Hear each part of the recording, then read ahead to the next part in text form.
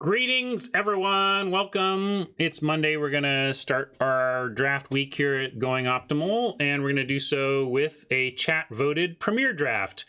I just did a long explanation of how to use the spreadsheet I made to help assess the value proposition of various options on the system.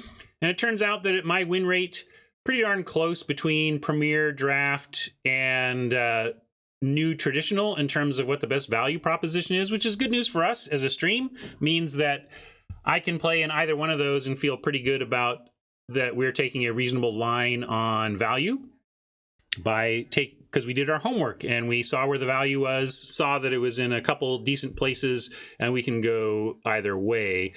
If you have done your homework, you see where the value is in the secondary market of physical magic stuff, and that's at cardkingdom.com. You can check them out via my panels down below. Click on the Card Kingdom panel, and it'll take you right there, and it'll do so through my affiliate link, and my affiliate link lets Card Kingdom know that you're hearing me here and getting there from my stream. And then that's just wins all around because my stream stays on the air, Card Kingdom gets the word out about their awesome services, and you become a Card Kingdom customer, which is going to make you happy as a Magic player. They have delays right now due to the COVID breakout, but you can still order, and they are fulfilling orders as they can, just expecting some delays. They're not selling cards. They're just, they have to ship them out as they can within the safety concerns for all of their staff and everybody else. So I am going to thank Card Kingdom and jump in here. Basically, whenever we have the opportunity to enter in gold, I like to. So we're going to do a gold entry here and get pick one after the queue fills up. Because it's humans. We're going to hit this and wait for a minute, probably. That's right. We get a prize. Wow, queues have been filling up instantly.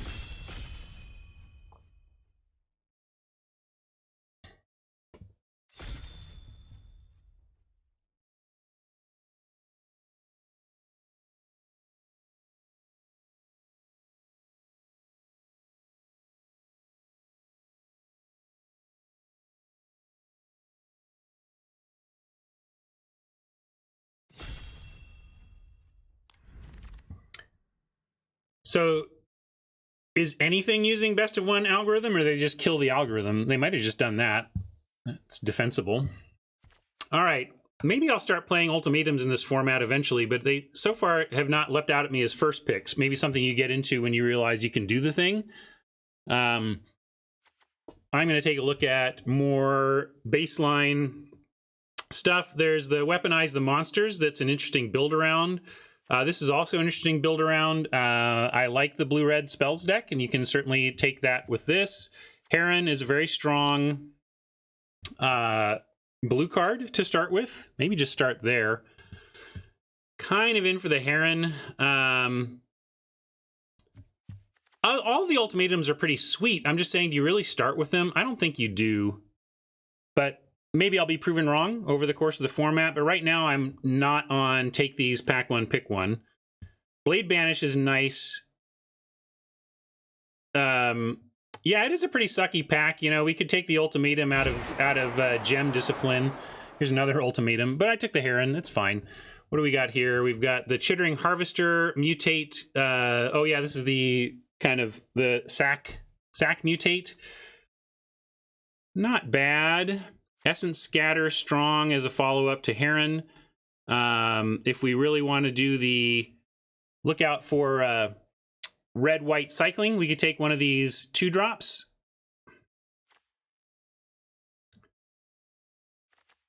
We could take an ultimatum, but yeah, I mean, this is a game winner, right?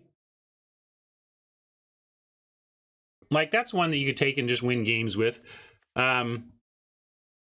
But yeah, Essence Scatter matching the Heron is pretty cool. And it cuts blue. But I also kind of just want to take... I think the cycling deck is so good. But yeah, let's take Scatter. Mike and Hodge want the Harvester, though. Okay, fine, I'll listen to Mike and Hodge. Mike and Hodge both say Harvester, I'll follow them down. And look, pretty much rewarded. I think this is a great card. I don't think you want 1,000,000 of them, but you could even have 1,000,000 of them that cycles for 1. And then we got of 1 mine, which I also like, but pretty easy boon here.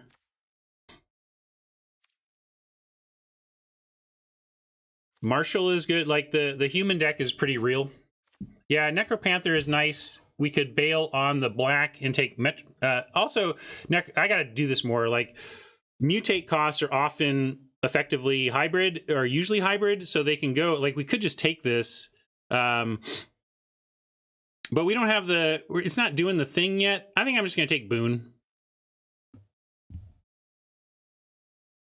Yeah, it's white or black, not just white and black from a mutate standpoint, although you really do want the ability to cast these things hard cast if possible, but I'm going to take boon.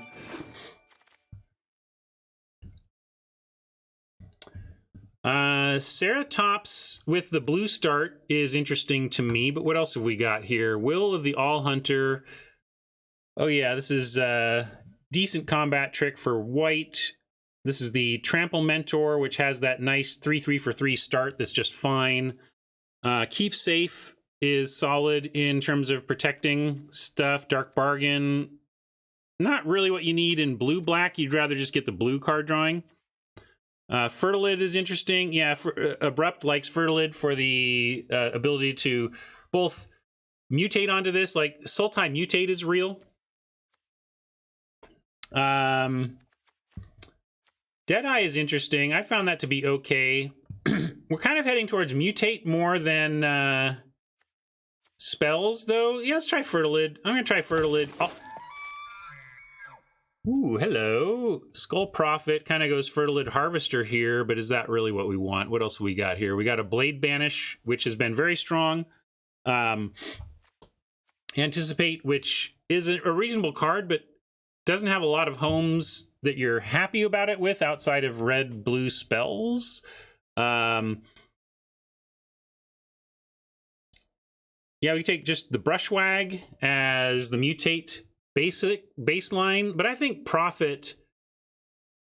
Yeah, Evolving Wild's also nice. I'm gonna take the Prophet.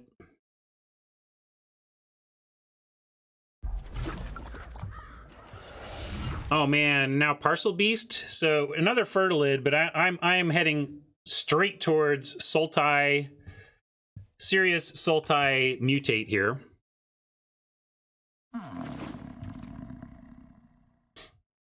All right, so we're Sultai mutate. What does that mean for us? Mutual destruction.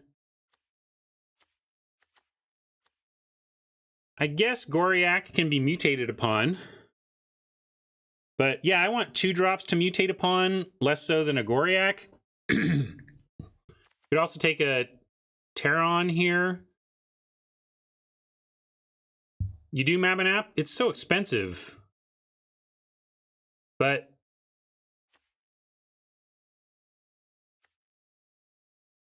and Honey Mammoth just seems wrong. I'll talk to Media about that after. I'm gonna go. All right, I'll take the Terron, but I don't like that pick at all. Here, that leaps out at me. One thing I'm trying to do better is recognize the power of Cycling 1, and you should be taking Cycling 1 as a fallback whenever there's nothing good there.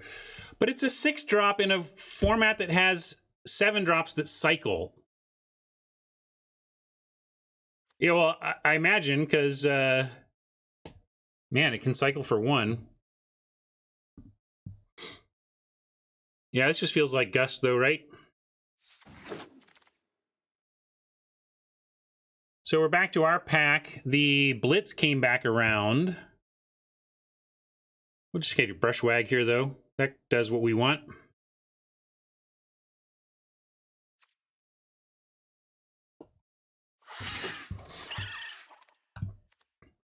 Oh, I thought this was Sultai. It's not. If this was Sultai, I might take it. We'll just take Fertilid is perfect here, really, though.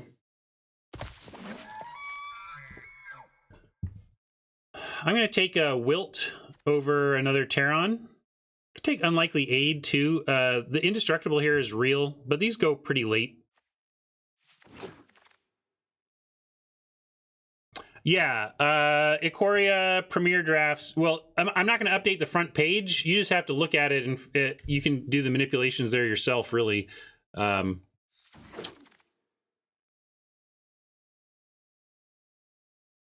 have to call me Magic Dad.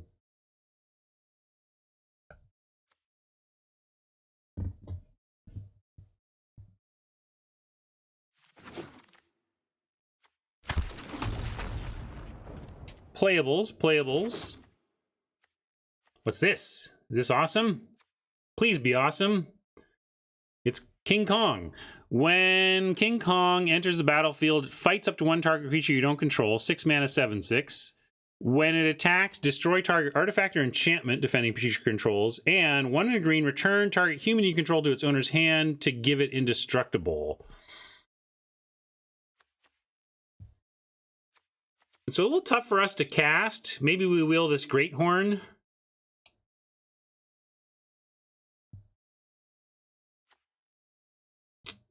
Sometimes you have to leave stuff off your top-down card, Chesapeake. If you overburden your design with every little piece of flavor, it gets too clunky.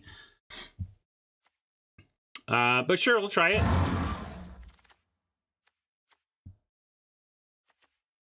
Ooh, I saw this lurker and got excited, but this isn't on. Ooh, no! I am really tired of the sensitivity level of the clicking around here. I was just clicking on it to reserve it.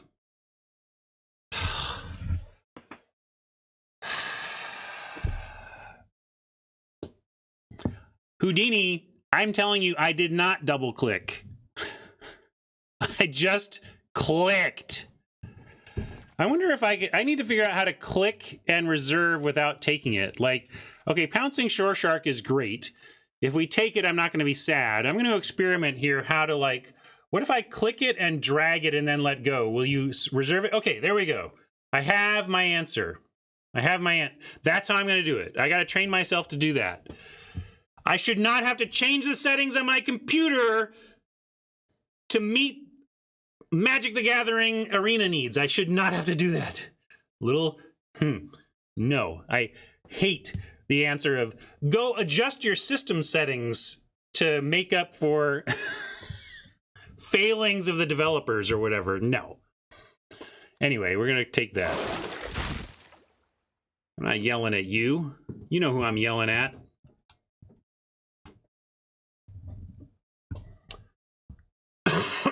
All right, Sultai. I guess Jungle Hollow is where I would start our... Yeah, there's nothing here except like a development or a spinnerets. Yeah, none of these are good, so we just take the fixing. Mike likes development. I get it. But don't you... we want fixing over this, right, Mike? This is fine. It's got cycling 1, etc., but fixing seems real good for us. So I'm going to do that. We got Frosty.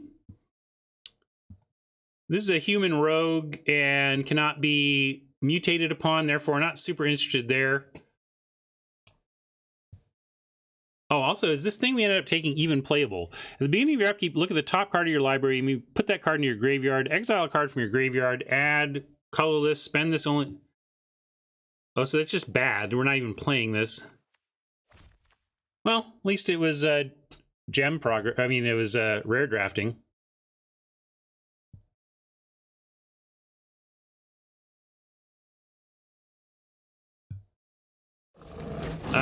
Well, I didn't fully assess that pack. I hope Frost Links is good enough because we took it. Ooh, we got a rare here that's in our colors, and it can be even mutated upon, right? So we'll take that.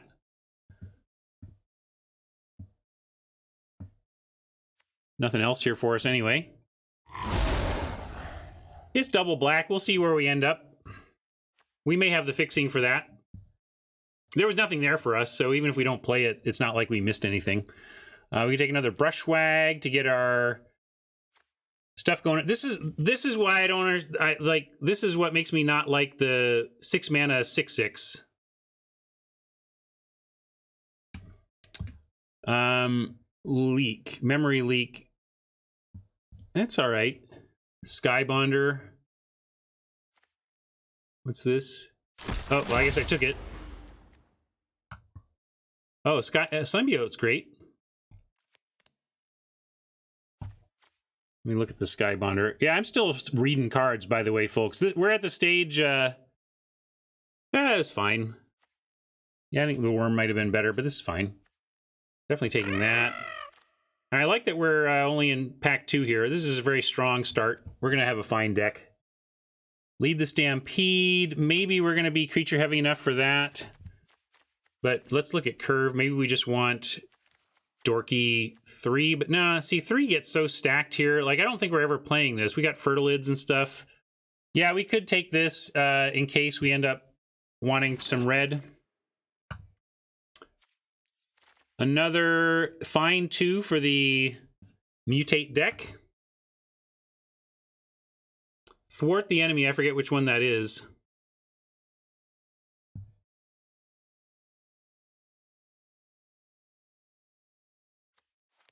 Yeah, a little bit Fenor. We can't take it quite as slow, but I'm sure a lot of people like that. Thank God, Ryan can't take it quite as slow. Another startling development. We keep passing those, but I'm in for the brushwag here. One-sided fog. Sure, yeah. I'll remember that.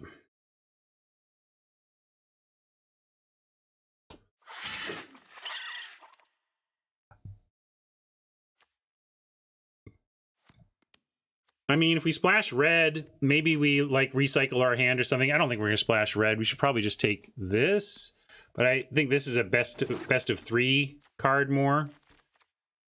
Do we want Brushwag number 3 or Unlikely Aid? I'm going to take the Brushwag over the Unlikely Aid. I know, I get that, like, first Unlikely Aid may seem a little bit better, but here's what I'm doing here.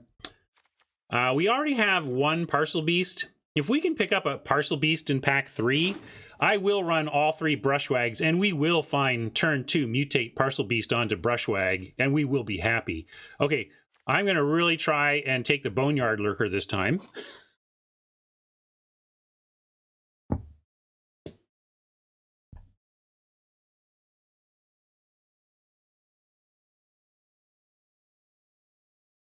Yeah, Lurker's fantastic, and we're going to take it. I'm just happy I have my hack for not accidentally double-clicking. Ooh, there could be a reason to run this land. Sometimes it's not for actually casting a red card, but for possible copy. And I think I do like this over the Heron. So let's take that.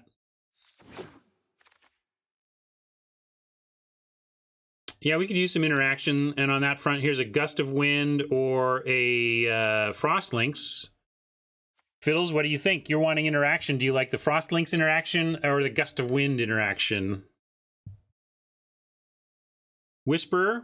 Yeah, Cavern Whisperer is another option. Wild's another option. Probably just put it on Wilds for now. Card draw, I don't know about. We have Dark Bargain. We have Boon. So we have some cards already filling the card draw job. The Worm is fine. I think it might wheel, though. I think you're not... I ran out of time. That's not exactly what I wanted to do, but could be worse. I'm going to reserve this for now. Boy, nothing much for us in this pack, huh? We could do Survivor's Bond, but this is a fine... Or Thwart the Enemy. But I think these both might wheel. Do you want to take the Thwart? I like shoring up our mana. We have a triple green, and we're trying to be 3 color with tossing a Cliffs in here.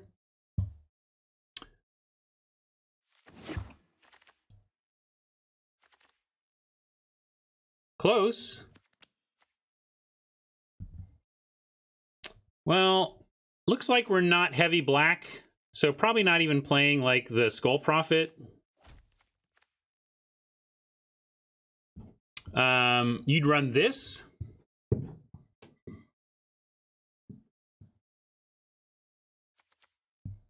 I don't think I would run that. neutralize is a counter. Keep safe, or I think keep safe is actually better. If we're going to be countering stuff, I'm going to take this because I want to keep our mutated cards safe. Well, it's right there in the name. Whoa, this is tough because the naturalist is the ramper we really want in a creature heavy deck, but another essence scatter is just so good in this format, right? Oh no, we didn't even get the first one. I kind of want the essence scatter.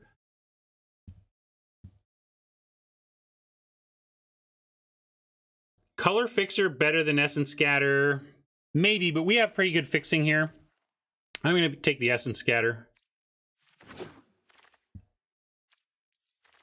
Another land option to help us with that fixing, and I'm going to take it. These are all, there's some reasonable stuff here. Although this is, we're not really making tokens, though. I don't love this unless we're making tokens or doing the flash thing.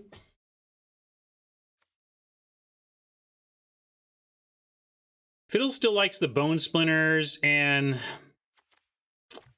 yeah, I think I'm just taking the backwater. We're really getting our mana sorted out now, and that feels good. We could take a Glimmer Bell here for curving and mutating. We can all forget that our creature untaps together. I don't think I'm playing a fourth Brushwag. Yeah, Glimmerbelt Parcel Beast is nuts. We've had that once on stream. No otters to make unblockable here, but we could take that or more card draw. Monstrous Step. Yeah, that's interaction. Init cycles. We could take it.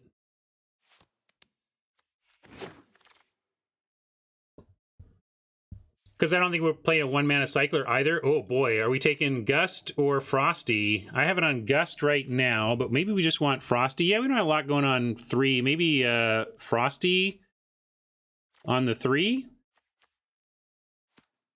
All right, I took Gust. It was a close call though. Thwart we may play. I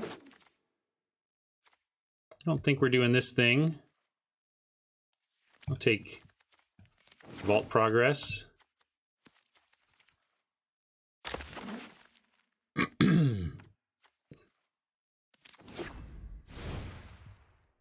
Yeah, we might just cut the black entirely. Although we did so much work. We still can splash. We can still keep some splash in to potentially hard cast, but we can take out anything that requires a hard cast of black, and I think that's fair. Like this, plus a touch of black fixing would allow us to cast this sometimes.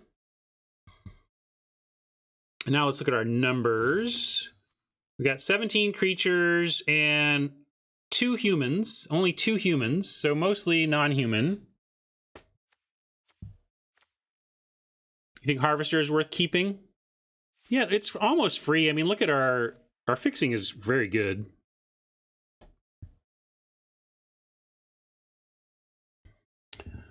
So I'm going to cut 1 Brushwag. We could play the Facet Reader. Oh, Anticipate can go. Starling Development can go.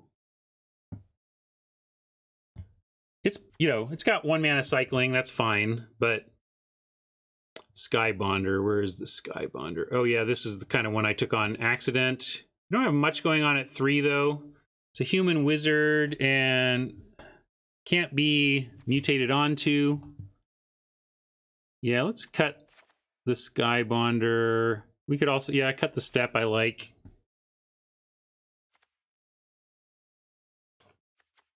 I'm going to try this Thwart. Haven't gotten to run it yet. Seems fine. Seems actively good.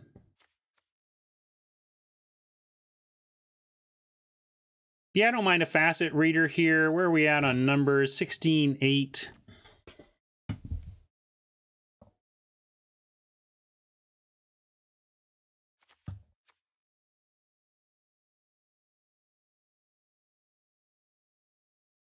Kogla likes humans, but I think I would play this without any. I mean, we obviously would like to give it indestructible.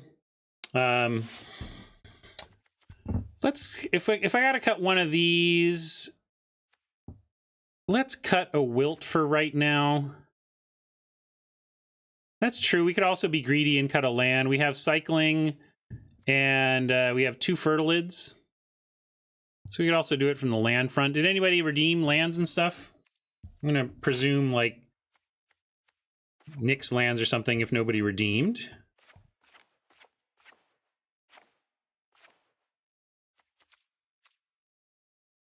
No, I want the red dual for Mythos.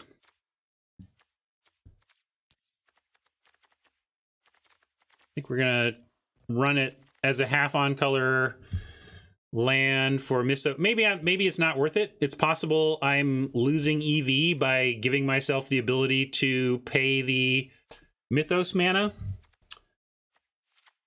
But not being sure, I'm going to try it.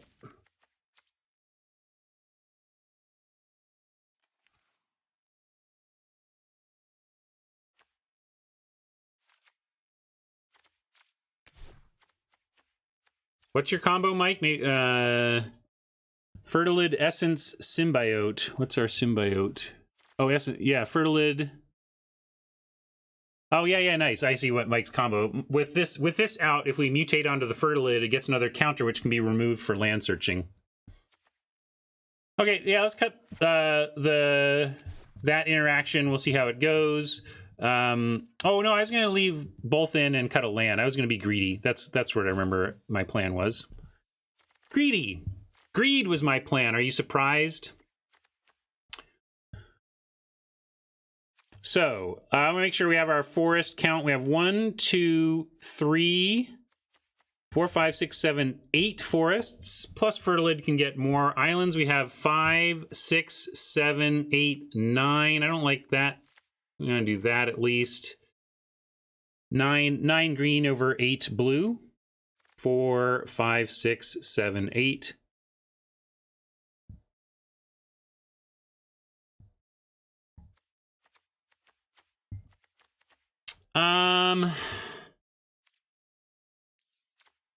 Am I overfixing for what we're doing? It's possible.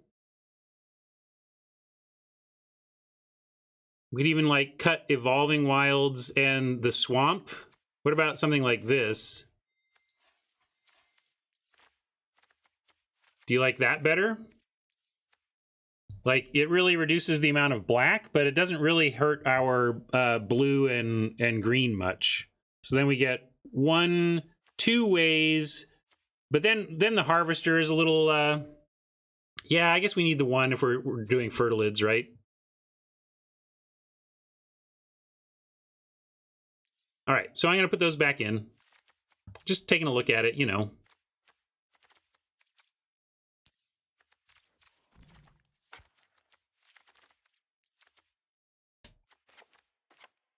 And we'll just try it this way. How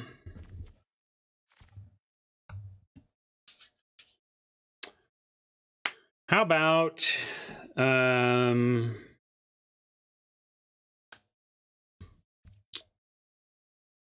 we got mutants. We're mutating. We're changing.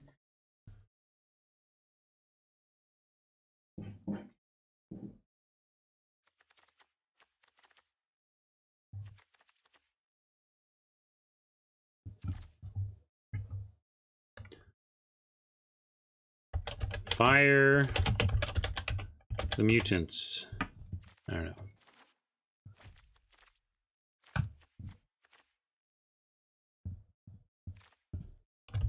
Mutable. I'm just gonna do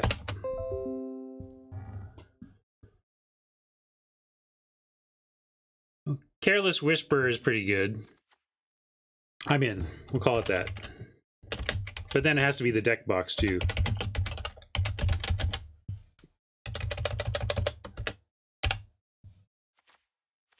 Unless somebody bought it.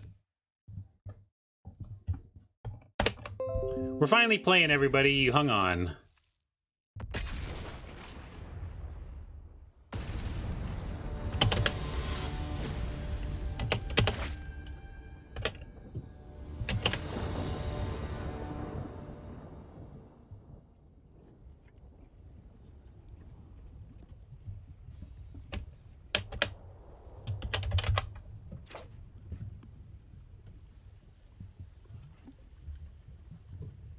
How's it look? Certainly looks keepable.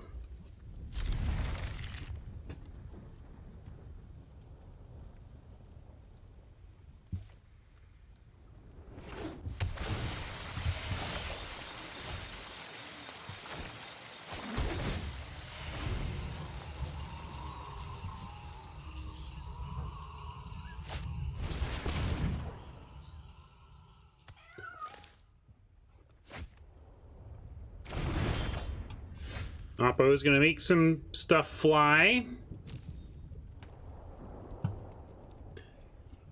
And we did not get another land option, so I'm going to go ahead and get symbiotes going. Next turn, probably have to play this and do Bell or symbiote number 2, but if we draw untapped, we could Lynx if it's correct.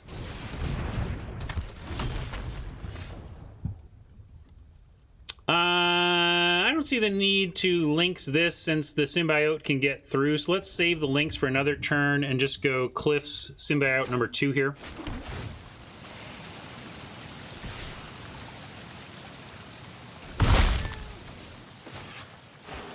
If Oppo comes out with the Mentor, then we can, like, Lynx down the Mentor and still get in.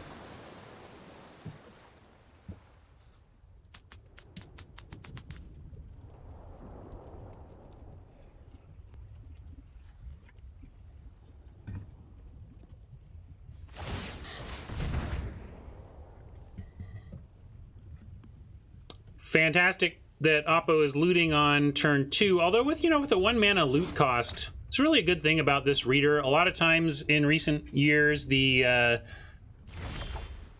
haven't given us free looting and feels like forever on a small creature, but 1 mana to loot is pretty cheap. And if they're going to do that, I am going to play another tap land and just Bell here over Lynxing. I can also attack first. They might have something coming that I'm not expecting. Yeah, we could stop them from looting 1 turn, but frankly, if they're looting, like, that's just good for us. And we can do it after combat, since it's not actually blocking anything. Wanted to at least do combat, see if they were going to do anything with his mana before we decided, because we could get counterspelled here or something, but sure, I'm in for Lynxing now. Yeah. Definitely getting tap land out, but Mike, do you like Lynx or Bell as a follow-up? Because if we Bell, we can actually Bell, activate, and Lynx next turn. Yeah, all right, I was going to Lynx to max mana, but yeah, I think we get more value out of the Lynx tapping something that can block. And again, I'm pretty fine with Oppo spending their early action digging. Oh man, if we draw one of our good mutate cards, this Bell's going to be obnoxious. It'll get 2 counters, and I didn't actually look at our mutate count. Do we end up with that much? How many actual mutate cards do we have? Let's see.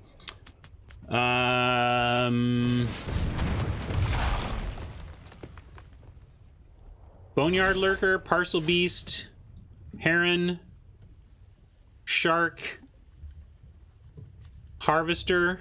So we only have 5. Yeah, we only have 5, so we're actually not kind of doing it on that front, I gotta be honest. We ended up low on our mutate targets.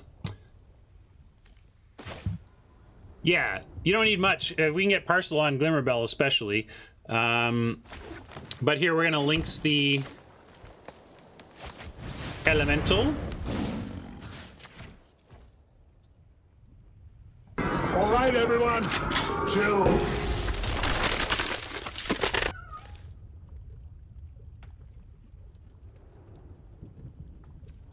Yeah, Ivy Elemental, a nice mutate target. But it will be tapped in the meantime. You know, one thing Cycling 1 does for Arena is really throw off our ability to do much with the information leak of pausing. A pausing can be explained, although you could argue that if an opponent has 1 mana open and they're pausing and there's not a real instant in that color, you can probably just go through the 1 mana cyclers and kind of figure out which one it might be. So it's kind of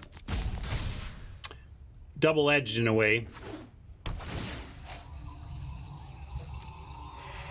Total mirror match here.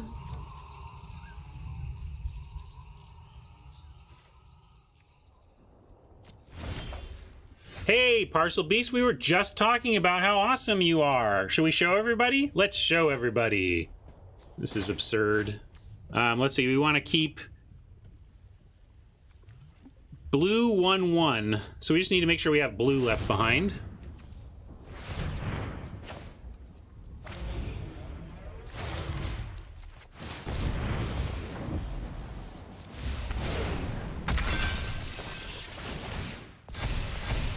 But actually, they're close enough to dead that we want to be attacking.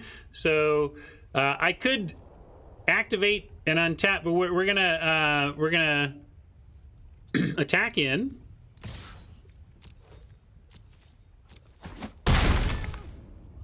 And now we can just kind of wait. Should we use it end of turn? What's the value of doing an end of turn? End of their turn, right? I don't think there's any value to doing it now. Maybe we untap and get them. Also, it leaves Thwart up.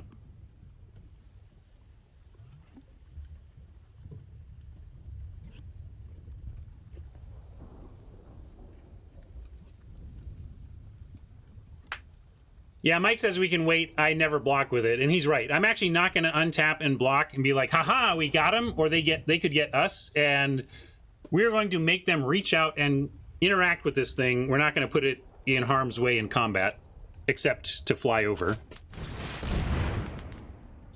So they're going to mutate back something, but nothing they mutate back here stops the Parcel Beast, so this is okay.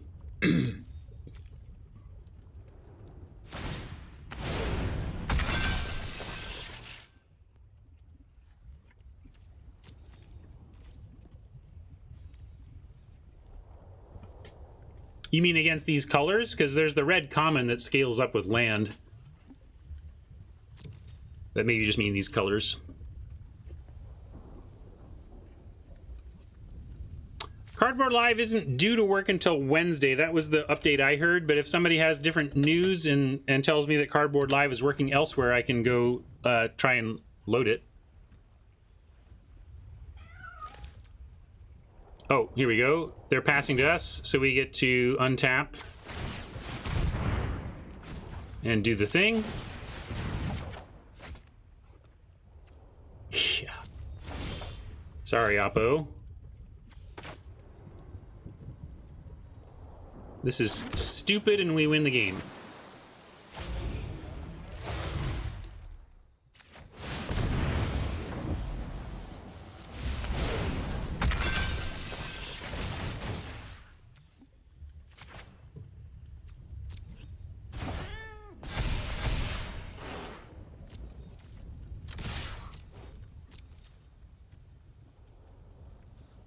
Hang on, D's. Not yet. I honestly, I didn't even look. I had a crazy busy weekend. I'm gonna get all of my ducks in a row on future meme stuff.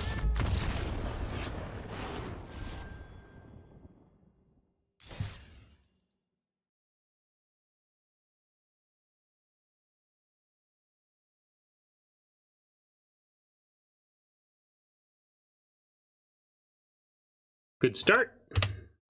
Off to the races. Hey, Fool Auto, welcome. I have not listened to the new Pearl Jam.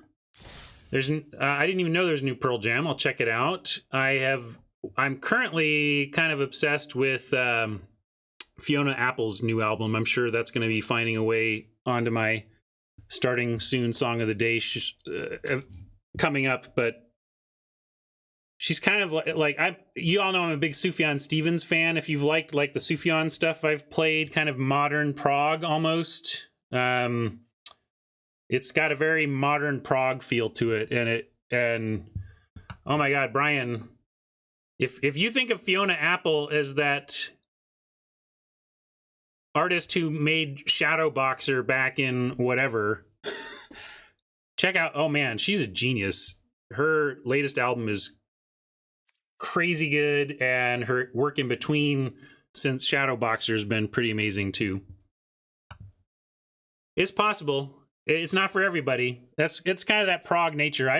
Smock is like, I'm too dumb to enjoy Fiona Apple. That's like saying I'm too dumb to enjoy prog. It might just be you don't like prog. That's cool. It's all right. But if you like that kind of weird proggy stuff, Fiona's doing some fascinating stuff on her new album. Also had a friend tell me one of the founding members of Ween has started a new band, I think. Is that right? Let me see what he said. Rock 2 or something like that.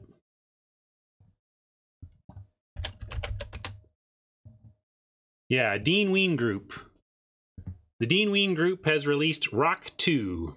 So I want to check that out. I have listened to the new Strokes album, and it didn't land with me in an instant way, but it doesn't mean that I won't grow to like it. Maybe I didn't just listen to the new Strokes album. I should. I listened to the Strokes single, and my first question was, I hope Billy Idol got writing credit on this song. It's the first thing I went to look. It's like, Billy Idol had better get writing credit for this, and he did. He does, so that's fine. And the co-writer of Dancing with Myself. Thank you for the sub. Appreciate that, Flip. Now let's get back to playing. Want some more wins.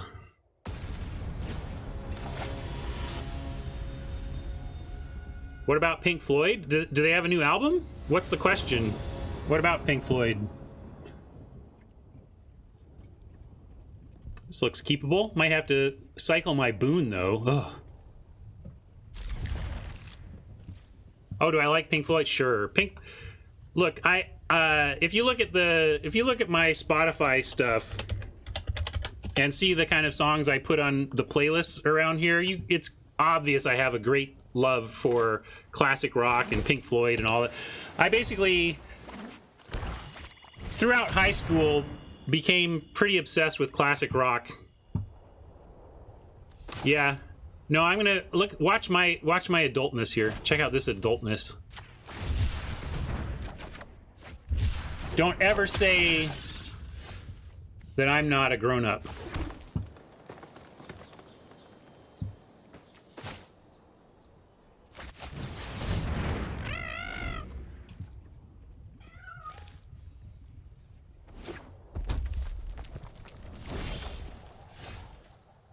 All right, no threes, so we're going to play our tap land, try and get in with a symbiote.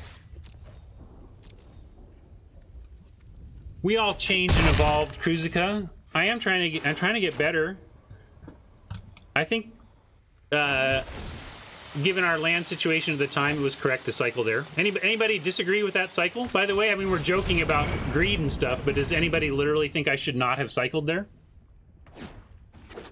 Some say I never heard of ya, a rap burglar. Hey, D, welcome. I'm going to call the bluff, see what they got.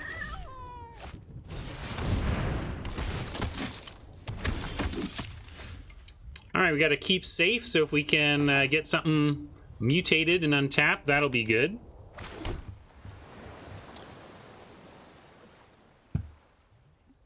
You're welcome, Dionysus. Dionysus was very excited by the video.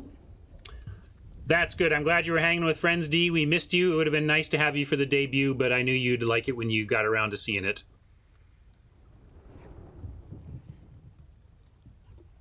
Yeah, I think we cycle Wilt on their turn. That's correct. Let's go like this. And leave back potential blockers.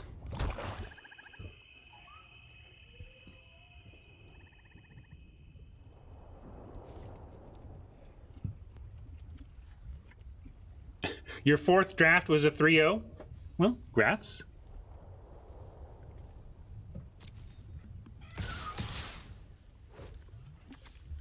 Well, they sent in this, which kind of suggests it's the Deadeye, and Keep Safe would actually not keep our Glimmerbell safe from the Deadeye. That makes me want to not actually block anything here. I might be tricked into thinking that this was an accidental attack and they forgot about the bell ability, but we have a 2/2, so they're attacking right into it. It's so let's do. I'm gonna actually cycle the Wilt now.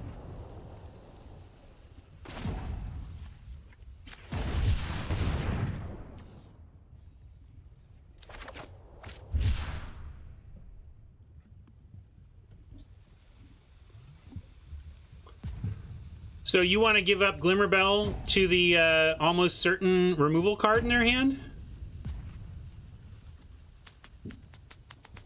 I don't know why we're... I guess if we're blocking, we're going to untap and double block here. I don't think... We're fine. Yeah, I'm on take 3. Those of you worried about... Like, I don't know... We don't want to trade Glimmerbell for their 2-for-1.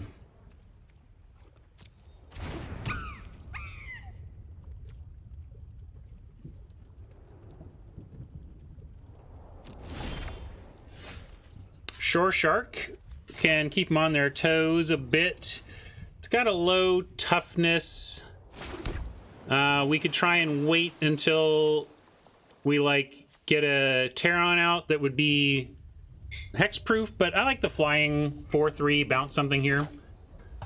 This is effectively our aura situation, you know. Oh yeah, with Symbiote it'll be even bigger. Like we're going. This is what the format does to us. It's what it asks of us, right? High risk, high gain. So here we go. Because I want to attack right now, and it just like what is the benefit of instant speed if I'm attacking?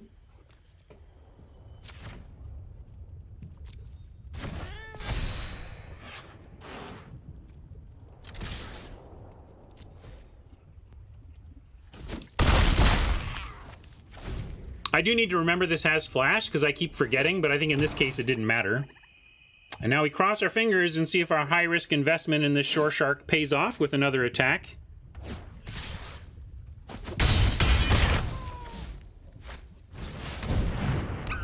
All right. And now we have Keep Safe up, 3 extra mana.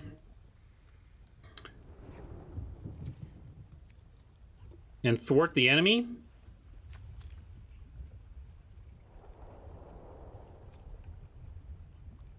Yeah, we're getting in for 5. No sense attacking into the Marmoset, though. We have them on a 1-turn clock.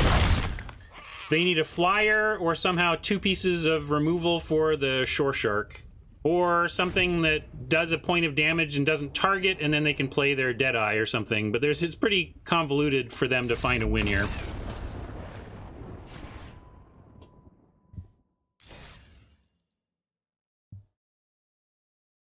All right, that was enough.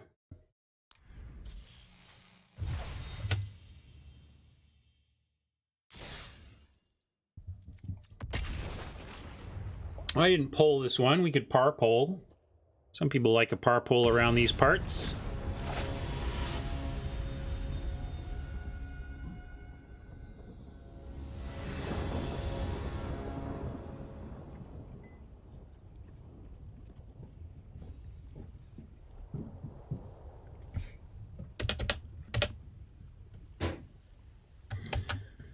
I mean, I think you're pretty wrong if you guess 1 or 1.5 here, but maybe you think that's our average.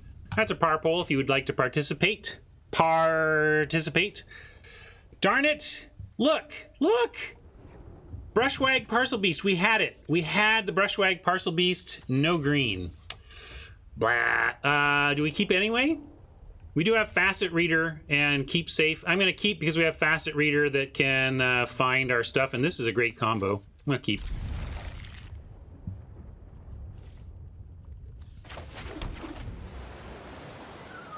Fair enough, Mike. It would be pretty low risk, though. Like, how would you be punished? We don't really need double blue, right? So I think I'll play the swamp in anticipation of potentially pitching the island if we draw lands from here. And I don't see any double blue, so that feels okay to just do it this way.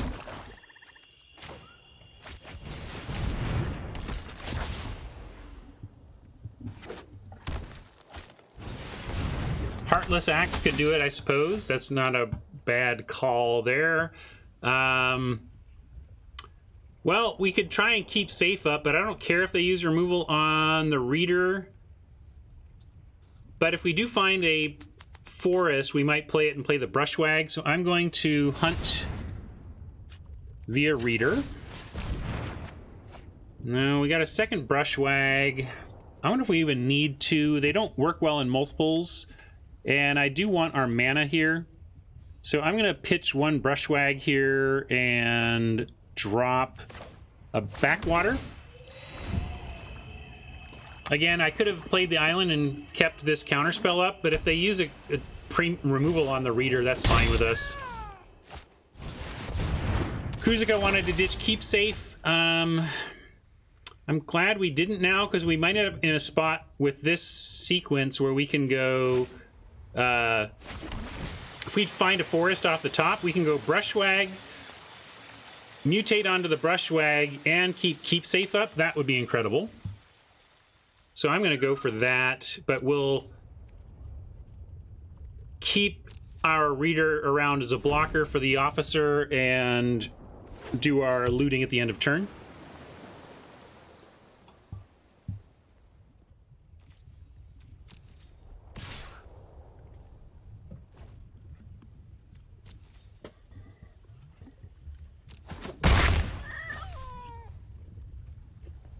This deck will be so much better with another lurker.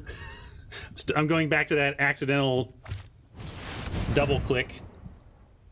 Well, that's an awful good card to just even play out without mutating, huh? We could do the same, but let's see what we find. I'm gonna activate here.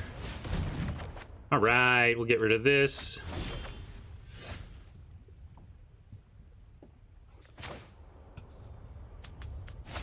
So we're gonna brush. I'm gonna follow through with my plan. Brush, Parcel Beast, keep up, keep safe.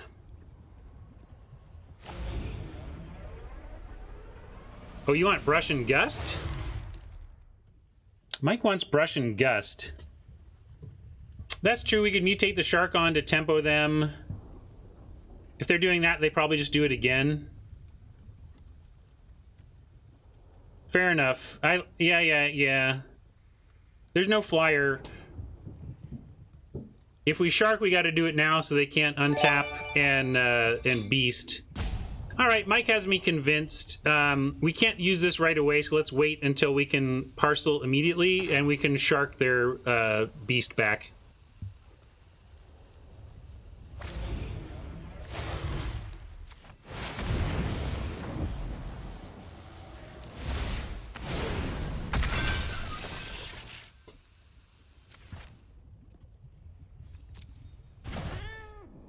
Mike like Gust for the free card. Fair enough, Mike. I like adapt, mutate, and then we get to bounce again. I think that's pretty cool.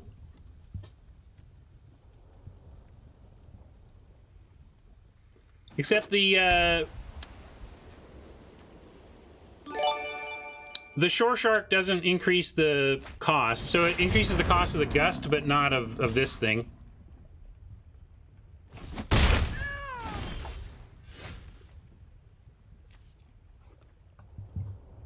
Not if they do that, though, huh, Mike? Well, we could also just mutate this.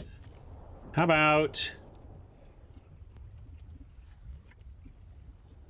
Yeah, they're never blocking with both, and if they do, I think we're okay with that.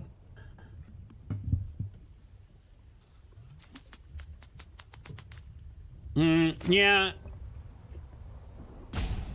Yeah, let's do that. Yep, this is good. I like this. Some say I never heard of ya. A rap burglar. And I'm gonna return. We're gonna return the officer. We could just send the beast back, I suppose. But I liked... If we send this back, they have to sack one of these two. But I guess they sack the Skybonder no matter what we do on that front. All right, I'm going to go with Mike's play because they're never sacking it. So let's make him replay it. No, they can't.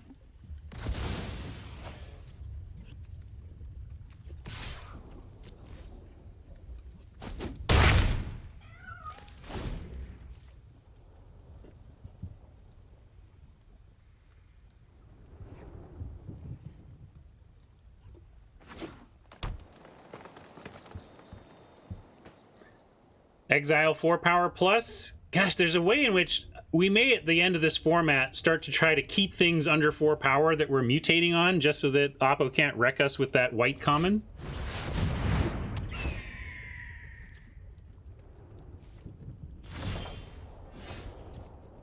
There's the land. We do have Gust Parcel. But we may just want to parcel and keep things safe rather than worry about the gust. That's what I think my plan is.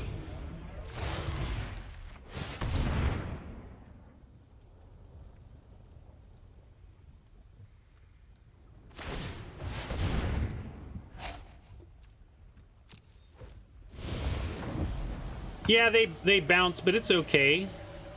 We still get a crap load of value here. And we're gonna bounce one and then the other dies. Let's send this, kill this, and then replaying this, they don't get the tap right away.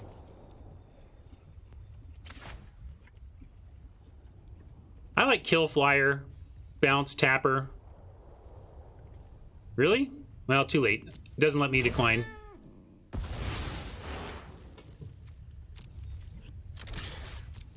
I like bouncing the tapper because it makes the flyer dead, and replaying this is actually not good for them. Like they're a little too up against it.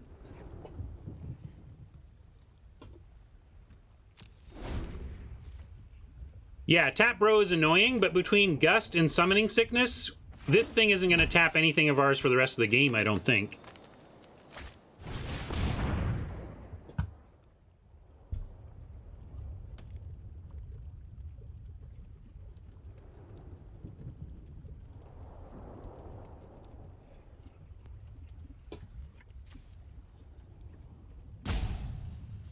Oh, sorry.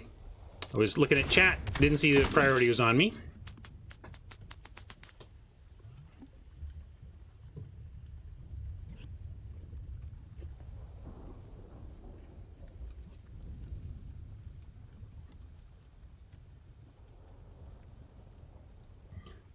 Untap, we have Gust and Keep. So, yeah, I just don't see...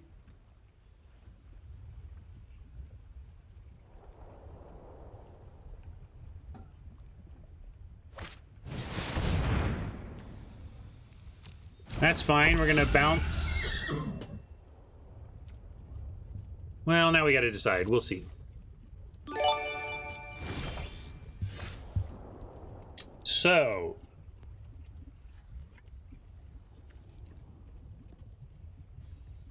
let's... Well, if we loot, we don't have... now, this is not the bell, right? Or actually, gosh, is it? What is even on here? So... yeah, let's bounce the expensive one as our starting point.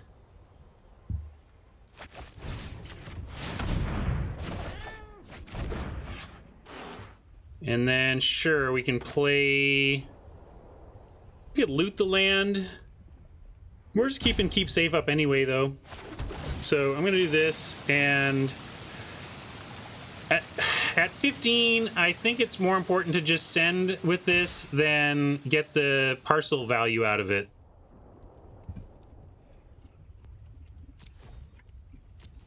I'm not going to loot land because, like, we're about to draw. We want land.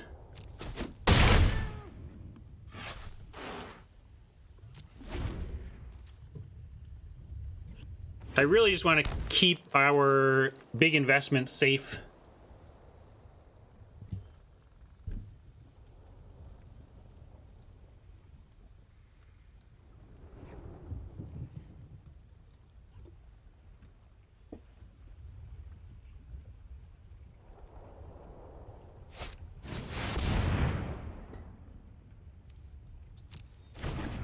Yeah, Mike makes a good point.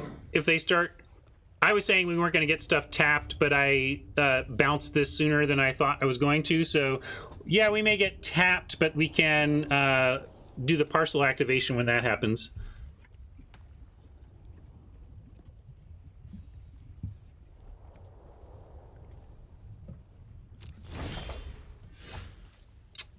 Fertilid. We could actually loot it away and look for something a little better.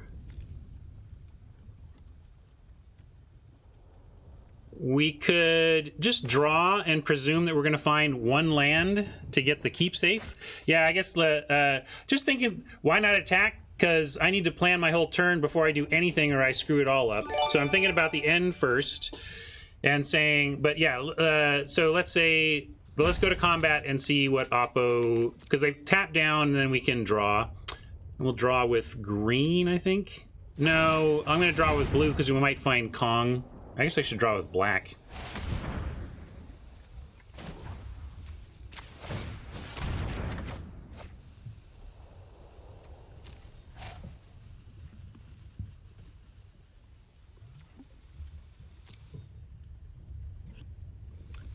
And now we go Fertilid Keep Safe. / Essence.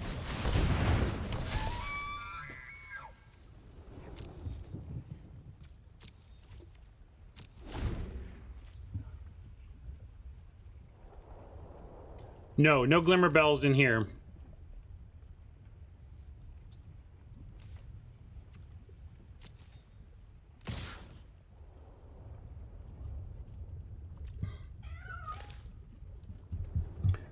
You wanted to keep all of our instant options up, Mike?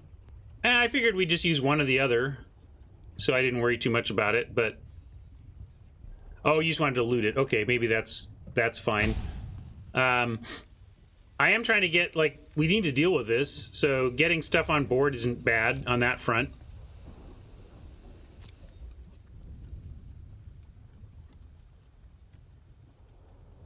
That's true. What is this? Flash, mutate. Whenever this creature deals combat damage to a player, draw a card. Well, we gotta scatter that, right? I haven't seen this. This is my first time reading this card.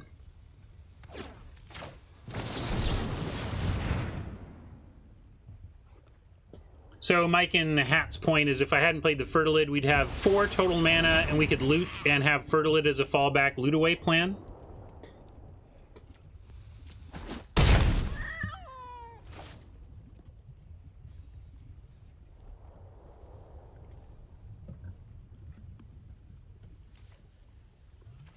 But we will still loot.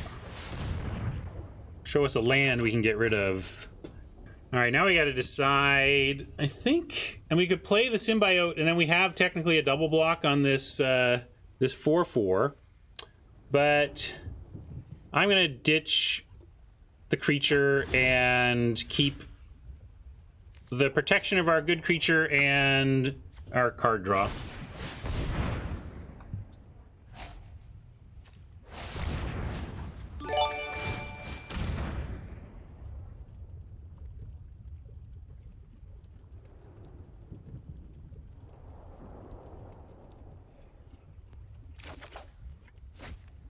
Now that's not bad.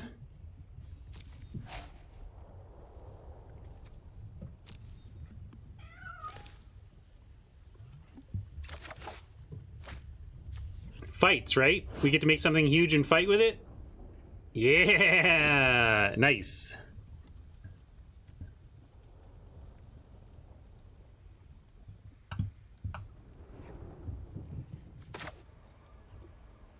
Let's see. Do we want the tapper, or do we want to just get rid of the... Yeah, I guess if we get rid of the tapper, our 4/6s take over.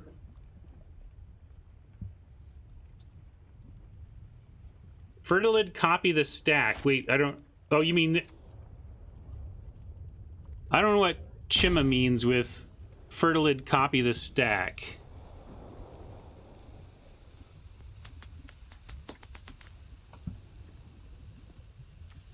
I mean, yeah, you get it. You get this one beat. This is one creature, and we're gonna get it.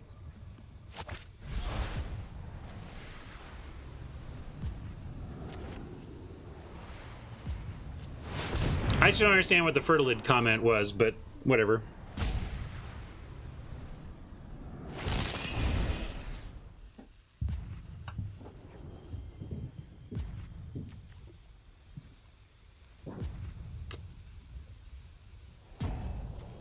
I'm gonna go for the big one. And they can... I want their lifelink off the table. And we'll leave that for looting, I guess.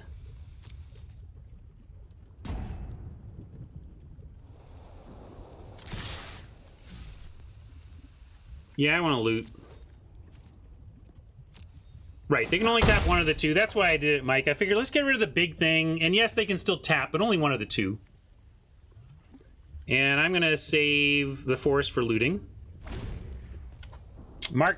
Mike wants keep safe and loot. I like keep safe or loot at the end of the turn and get rid of the forest. But I understand Mike's line too.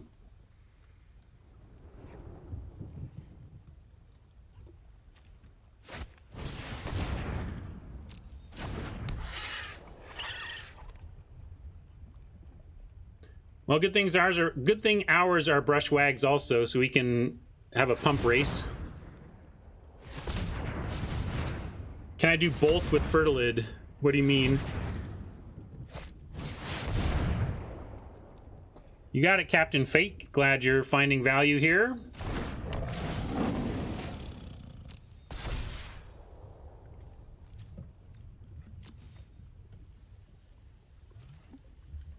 I hear you, East. I don't either. All right, we're gonna loot.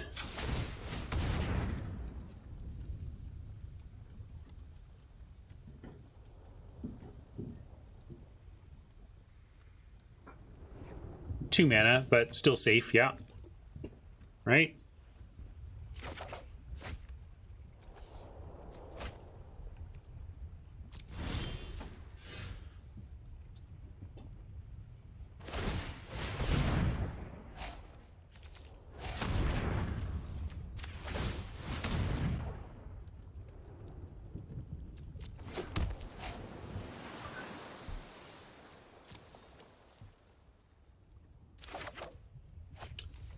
All right, that's a nice find, and ought to just wreck him pretty solidly. 15. I think we're gonna mutate onto the one that can still go, and we'll go under.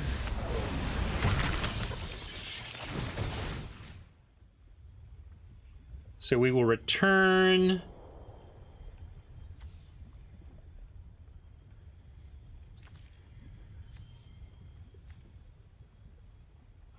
I think I'll return this. We win in the air here. Yeah.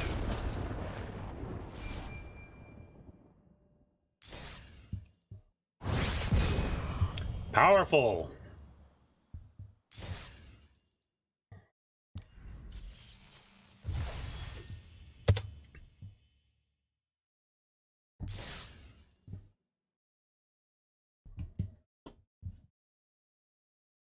Yeah, mutate stacked, protected by keep safe, feel good. I said I was going to eat something and I haven't, but I just kind of pushed through my hunger and now I don't feel super hungry.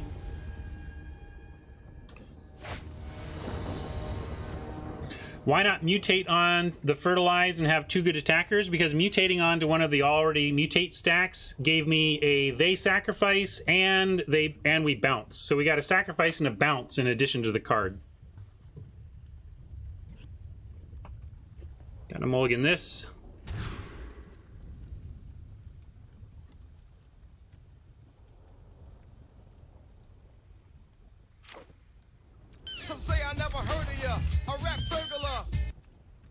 Do that. Thank you for that sub. Appreciate it, Juluz. I see your pun. No problem, Rob. We're here to figure this set out together. Looks like Brushwag was late to Oppo's party. We're going to drop a Thornwood Falls here.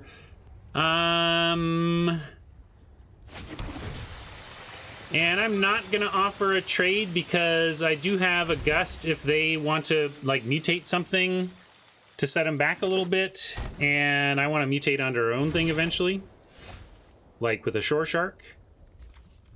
Oppo, only one color of mana. Maybe they're short land, but we get Fertilid down here.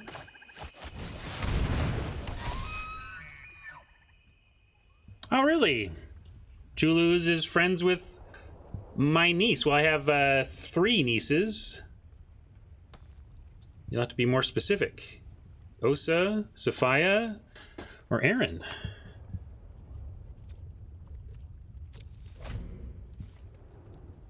Osa! Don't tell the others, but she's my favorite.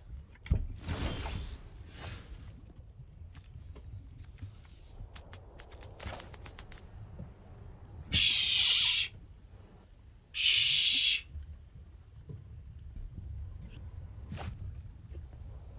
Huh, alright, Oppo stuck. Were they on, to be honest, Osa is probably their favorite too.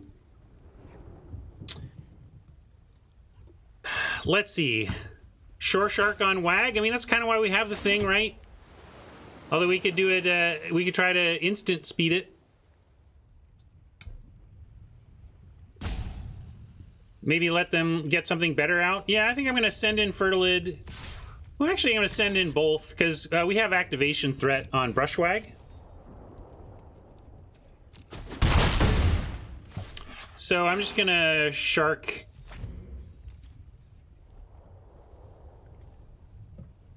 And see if we can't get something better than their Brushwag.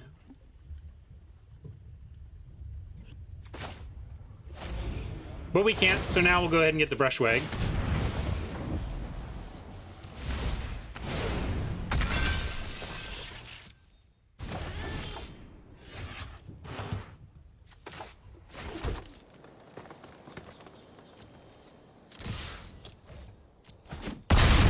I could pump, and maybe with how close this game is, you could make an argument for that, but I really just like Symbiote with Essence Scatter up, and then the game is ours.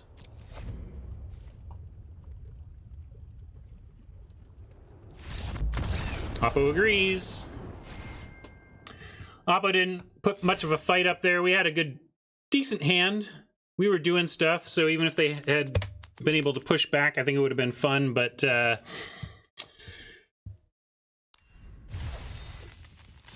Oppo had no chance there with that draw.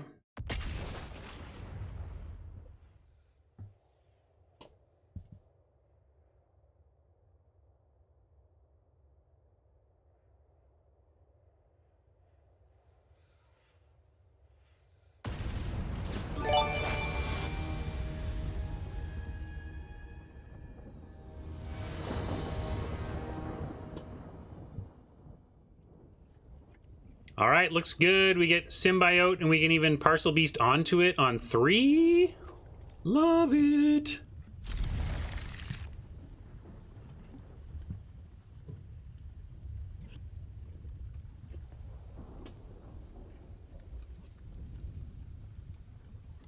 It was always a possibility.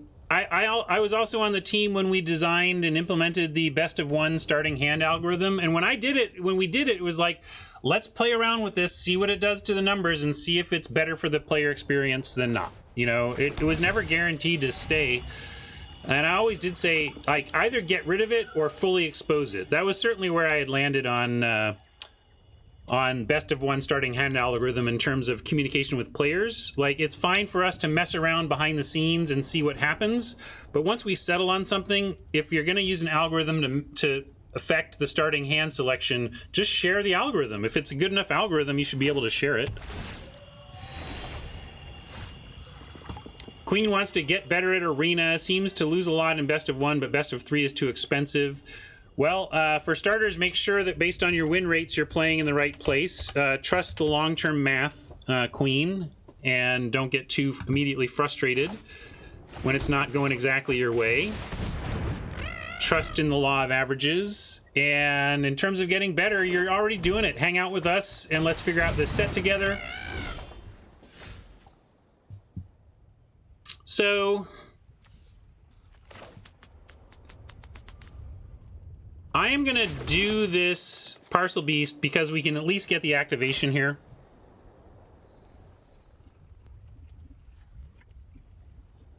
Yeah, but Queen, you've been playing forever, so don't worry about this format as much. Open, do untap GG and figure out what your lifetime win rate is and kind of work it that way.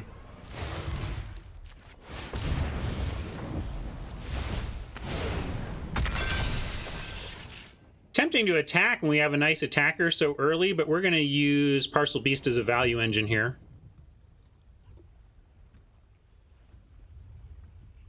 Yeah, we're not calling bluffs. We are generating value. That's the plan here.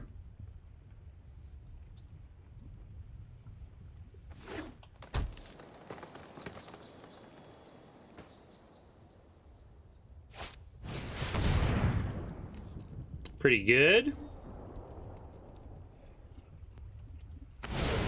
But if we can make it to here, and they've gone all in, we get to just make them sack. So we'll see how that goes.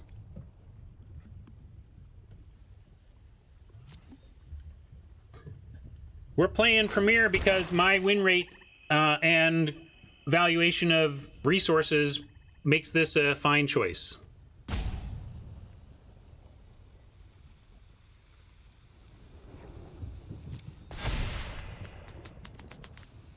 Yeah, it would be so sweet if we can find a land off the top and put it onto the battlefield. We just get to straight harvest this thing away. So, one time, Shuffler, give us a land on top. Yes! All right, I used up my one time. That's it, everybody. You can all go home now. The one time is done.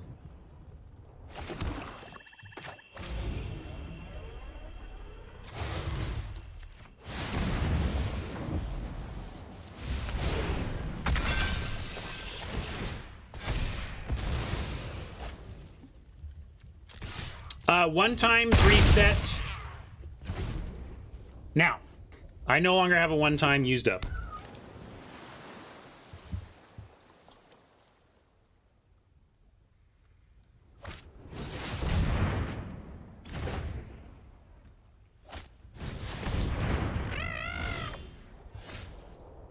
Well, we only have one blue. Let's see. I'm gonna gust and at this point, I feel like I have to use the harvester to attack. I would like to get more value out of our parcel stuff, but we need to go looking for more blue first of all. Didn't find it. Found King Kong though, so that's going to be sweet next turn.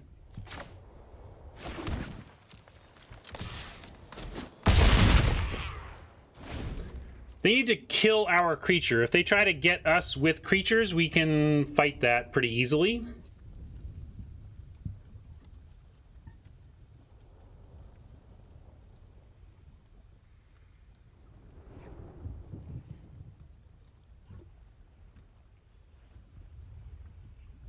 It's a little slow, but draw a card is so powerful, and the effect is pretty powerful. If someone invests like we did into a big series of mutations and you bounce that and like all of them go back to the hand, it can just set them back too much. But again, if that was their play, I'm going to do our play again. I'm going to do the same thing.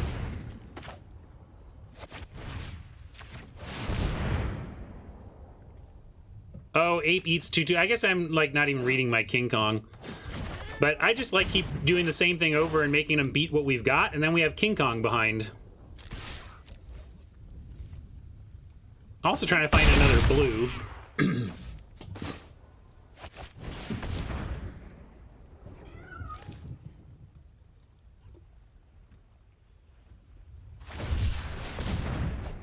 Now we've got two lethal threats. Oh, wait. No, it's not. Sorry, I was thinking this was... It becomes 4/4. It's not +4/+4. Does it have trample? No, no trample. But now... Oh, interesting. That would have kind of sort of saved him, but I guess not. They just knew we would just pounce back or whatever.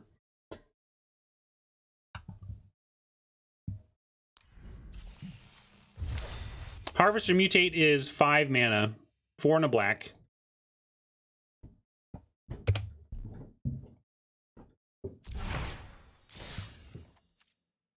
Here, I'll add this. Oh. Let's delete that. That's just me playing against Adam.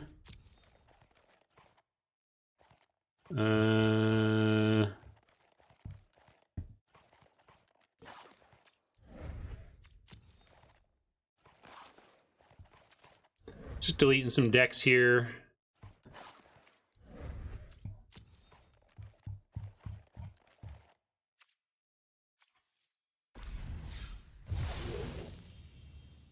Okay. There we go.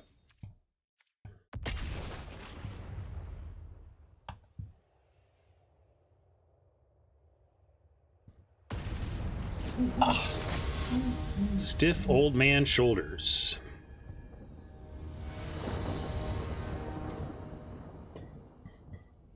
Looking nice. Could use a 2, but we'll keep this. Certainly got a nice 3, 4, 5.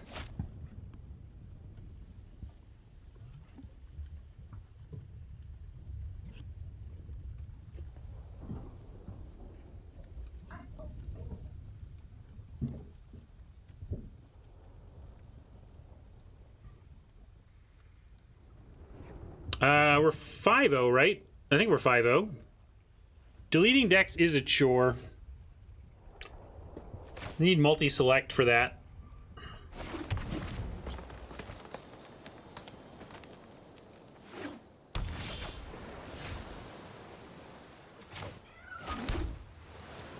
Probably gonna cycle this. I'm gonna cycle this. I was hoping to find something to do besides a Frost Lynx. But, you know, with the Heron around the corner and Harvester, etc., Oppo not doing anything, I'm going to offer the no-value Lynx. It's kind of sad, but we really want to get this chain of mutating going, and so I'm going to play it. Wah, wah. I'm not even going to give you the chill meme because nobody chilled here.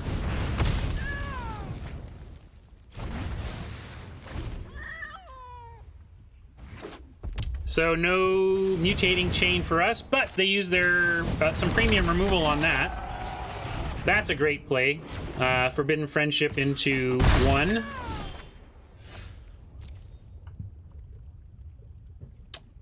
So now we don't have a turn 4 play except for Gust. Of course we could Gust away this token, but I'm just going to go ahead and play the Backwater, and then next turn we can do Dreamtail and then mutate onto that with the Harvester. If it lives.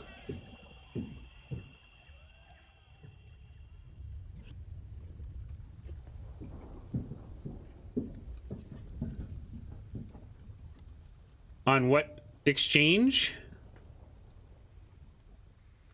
Trying to see what value. Did I spew value? Is that what you're saying, Hat? I don't know what Hat's talking about, but I've made my play. We don't have anything to do now. We're gonna pass and... Oh, yeah. There was a lot of value lost there. But if everybody loses value, Hat, has anybody lost value?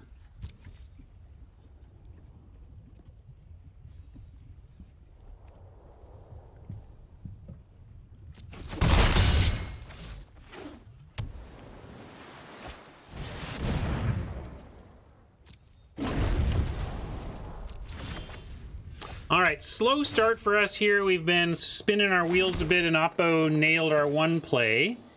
But we're going to go Heron now for non-mutate and hope it lives, and if it does, we get to harvest onto it, and we get to gust for cheap even.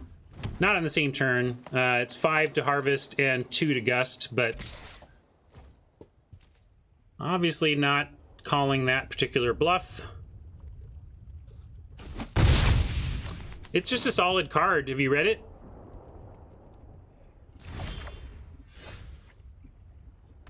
I mean, it's not amazing, but it's absolutely playable. It's just a fine playable.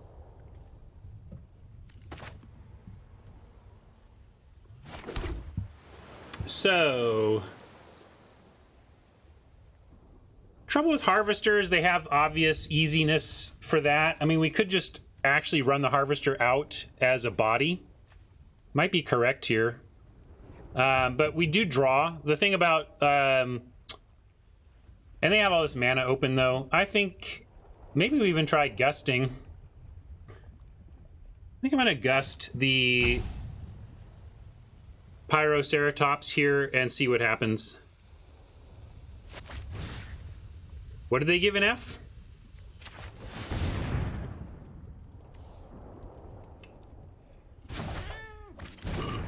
That happened. Nothing too exciting.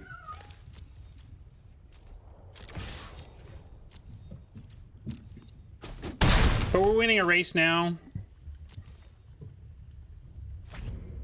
I was hoping we would find something to cast with a gust. Leaving us with 4 unspent mana isn't the best, but we're flooding a bit here.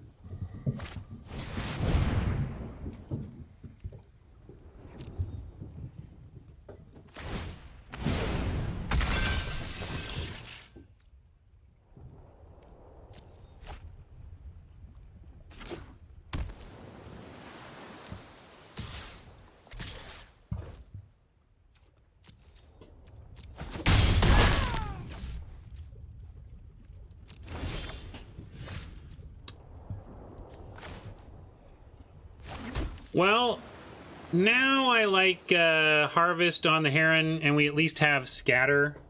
They just sack the human, but we draw a card, and we can make a flyer big enough to block their Heron. That's why I'm thinking about that.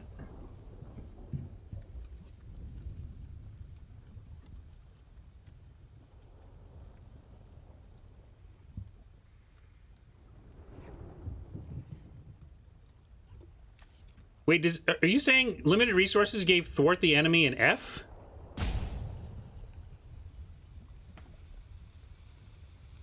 It's not a B, but this is an F? How is this an F? Do you think they're right? Did they explain it? I don't know how can you say this is an F? It just doesn't make sense to me. I'm going to do this, though.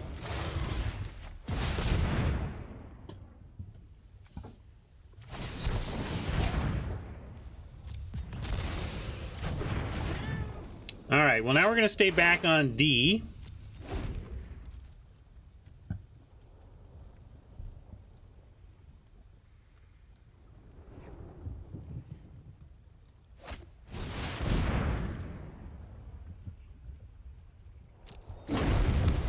I don't think it's an F in a vacuum. I think that's silly to say that it's an F in a vacuum. I think Marshall and Luis are both wrong as can be, and maybe it's just like wrong as can be about the letter grade F. I haven't heard what they said about it, but given how they describe their own stuff, this is not an F. It's just not.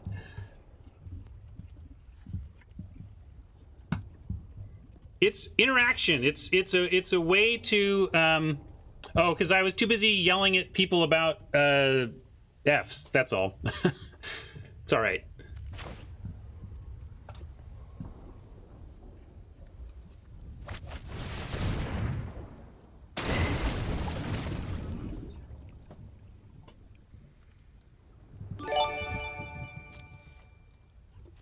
This is the first time I've tried it, and we are in green-blue with not a ton of interaction. That's kind of why we're using it. Oh, D.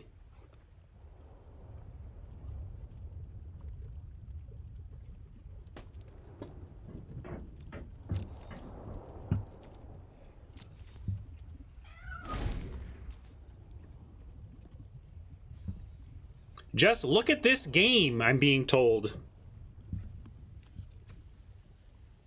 We can add this game as a data point.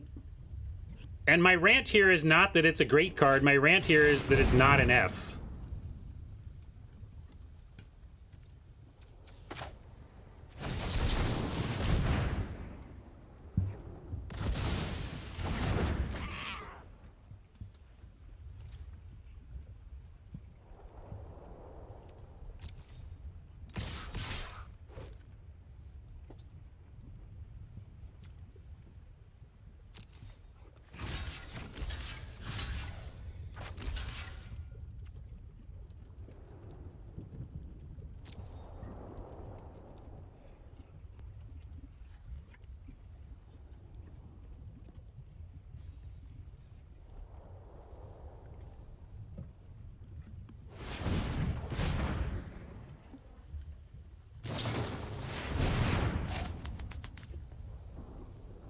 Well, we get to basically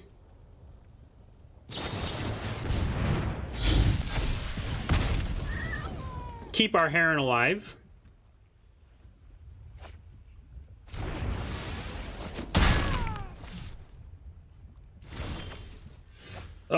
The flooding is what's getting us here, not lack of utility from that. Oh, yeah, sorry. I was trying to use the card.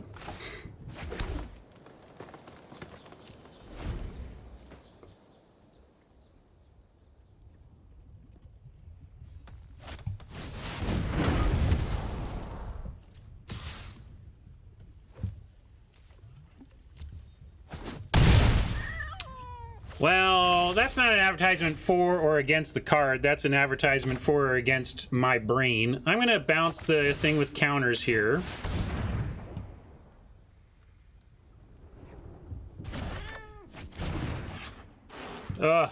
Too floody. Flooding out. But we are safe-ish for a turn. I'm going to get this for some life. We're going to hold this for possible looting. We also have card draw, though, so I don't mind playing out lands. Boy, I got all tilted in this discussion, and it's making me punt left and right here. Fresh wants to just scoop. Come on.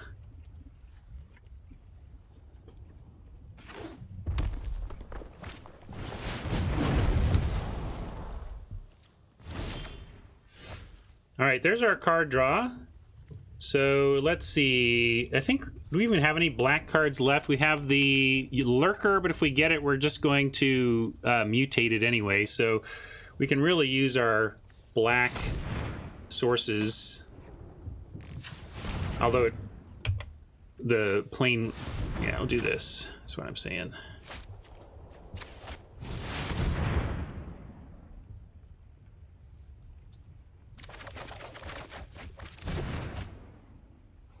And there is that Lurker.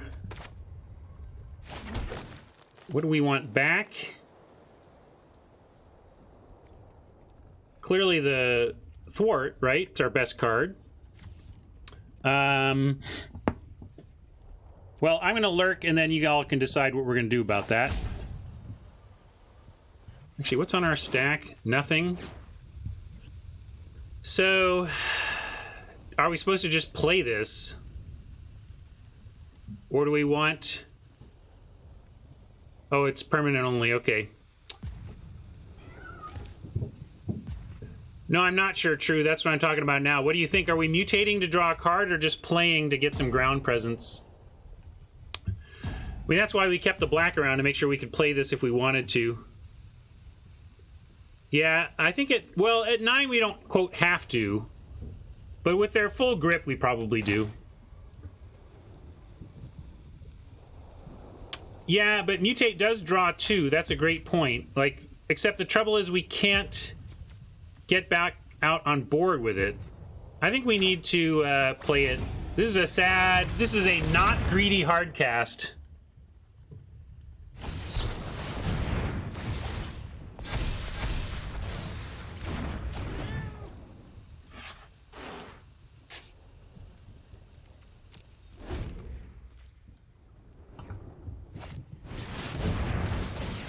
All right. We finally took a loss. Oppo had a good deck. I didn't exactly pilot that well, but probably even regardless of that.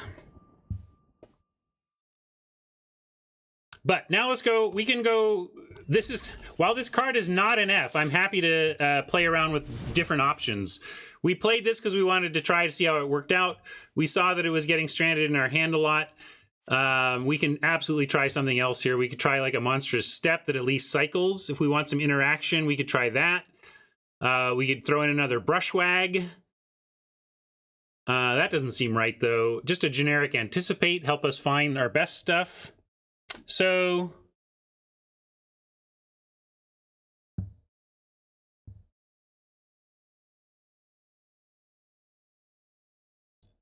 whatever.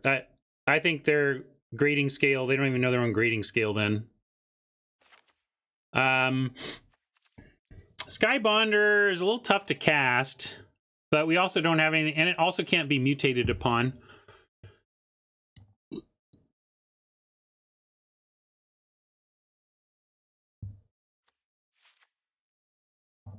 As long as we're trying cards that we don't have a lot of experience with, I think I want to try Monstrous Step.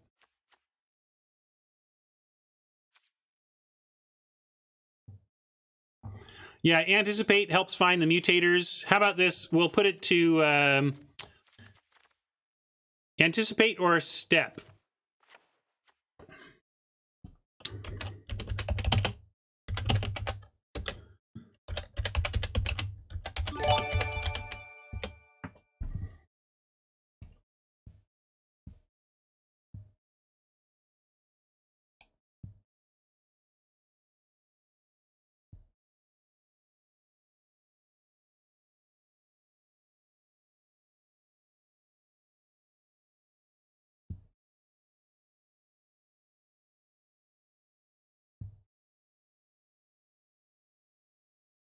It's a combat trick, though, Swordsman. If you just look at this as a combat trick, if Thwart the Enemy is a combat trick, it's not an F. That's been my whole point, but I'm done with it now.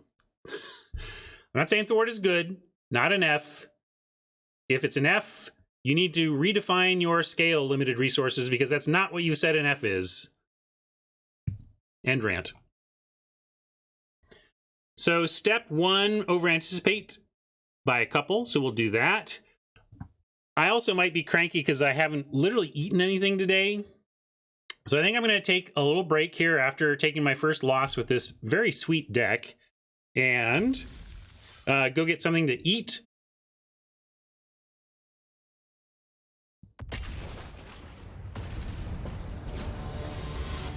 We are 5-1 now. We've taken a loss. We are trying a new card in place of the Fog variant, the playable not at all an F Fog variant.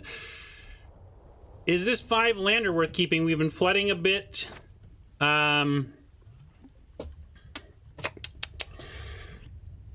do have a mutate on 4 onto a nice mutate target. Are we going to find stuff in between? We're just very likely to flood with this. But we have 2 draws to find action, too. Yeah, I can pull this one. Maybe we'll see Mull or Keep. What do you think?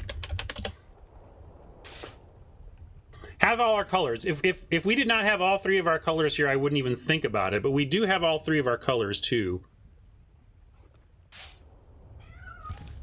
I think this is a tight decision. Prone to flooding if we keep, but, you know, down a card if we mull. So, I don't know. 16 on the keep.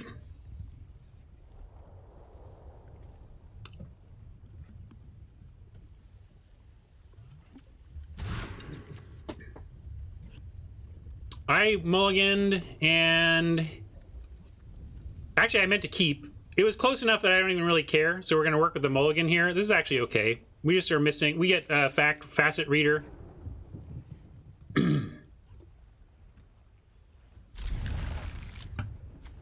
Too much marijuana, apparently. No, I'm kidding. I have not smoked any marijuana. I am merely a distracted man. What are we keeping? We already have a nice castable mutate target in the Glimmer Bell. So I think we send the Wag back.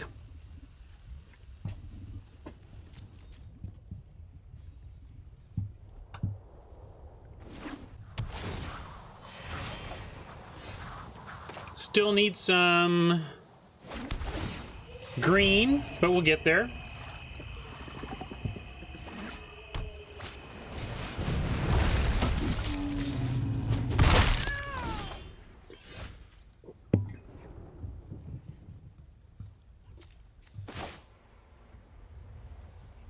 All right, we better get out this facet reader, because if we don't find green, we're not going to be too happy. Although we might end up sharking a Glimmer Bell on 4, but we have time, so actually we don't really. I'm still going to do this. I'm not that old.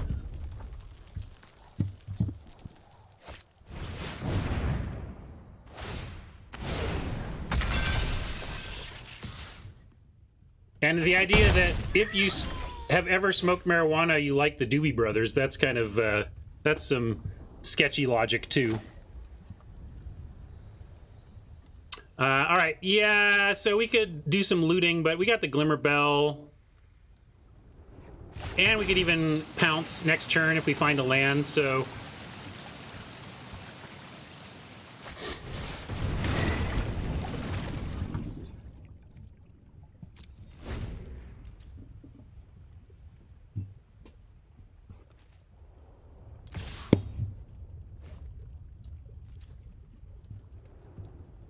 Your dad went to high school with Tommy Chong? That's funny.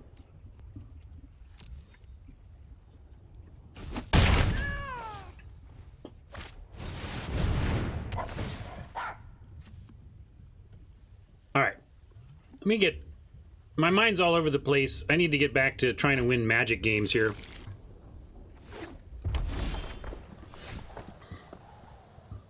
Probably gonna have to use this bounce to try and find land, and we can bounce to look for a land, and then if we don't find it, we loot to look for a land. And the dinosaur would die, so I think we just bounce the Vulpkeet. Kills the dino. I mean, they can just put it back onto a Farfinder or whatever, but that's okay, right? We could just kill this. This sets them back tempo and helps us try and get back into this with some land, so let's do this. No land, so let's now loot. We gotta find land. All right. Symbiote number 1, or Fertilid. Symbiote, one of the symbiotes.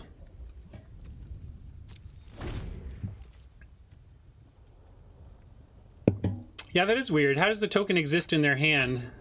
That's like a visual bug or something, I think. Cathartic Reunion?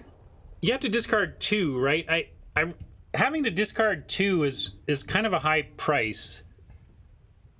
You got to really remember that if you're going to play it.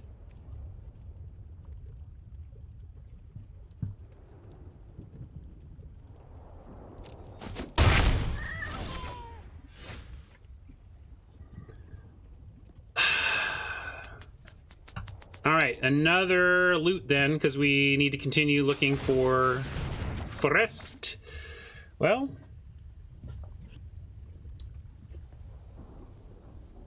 I think we still don't need the Brushwag.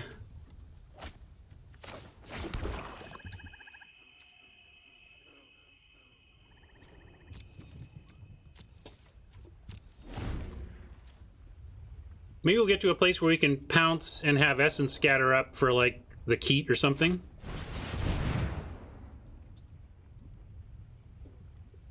Cat Sovereign, what's this? Flying 1/1 gets +1/+1 for each other creature you control with flying. Oh, I've never seen this card before, so cool. I want to go update my Blue-White Skies constructed deck.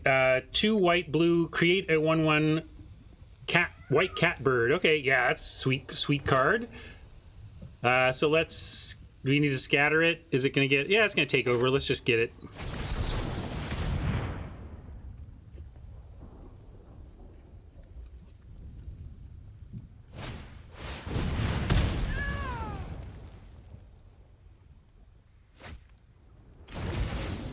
Got around the keep safe with their timing there. Smart.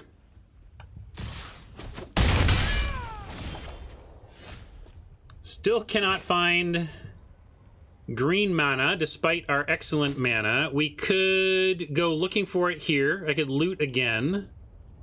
What does that do for us? Can't even pounce anything effectively here.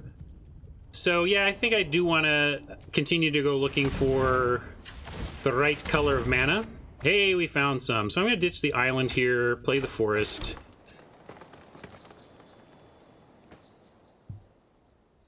Oh, did they... What? How do you... Oh, they bottomed a... That is... Wow. That's kind of rough. Although not... I don't know. What's the correct thing to do there? Here I'm gonna, like...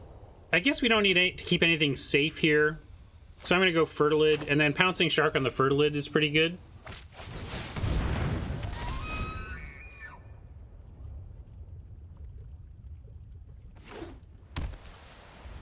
Well, I don't know. I didn't see it.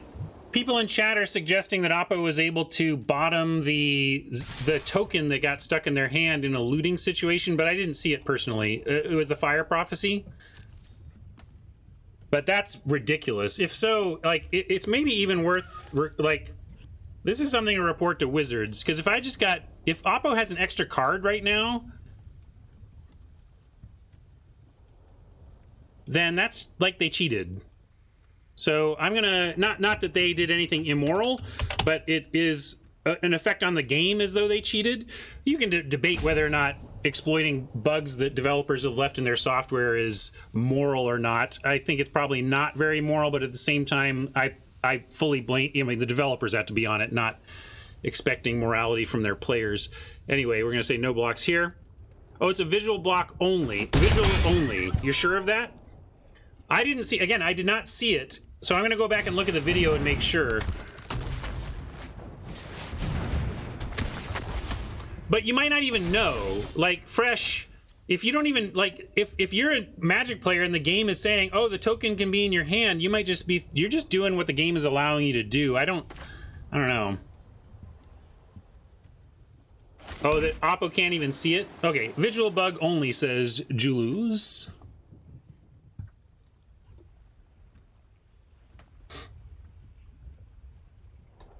Visual bug only. Thank you for that clarification.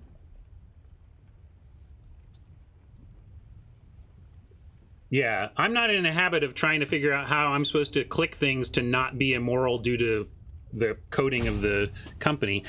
But we can go, if we want to go shields down, which I think we probably just want to do at this point.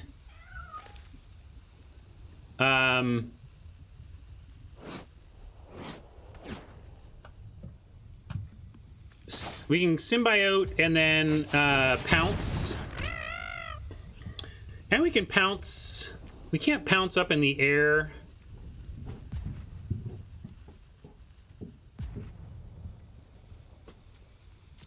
Yeah, let's just hold now. I like hold. They might attack in with the stinger.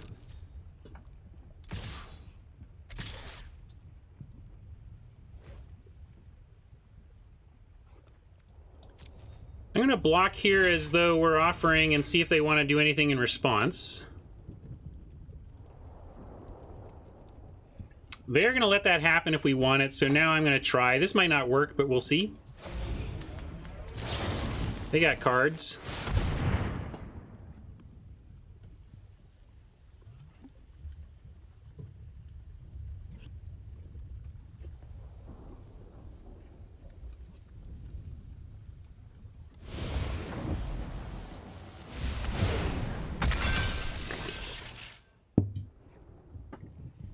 Thanks for checking, Croaker.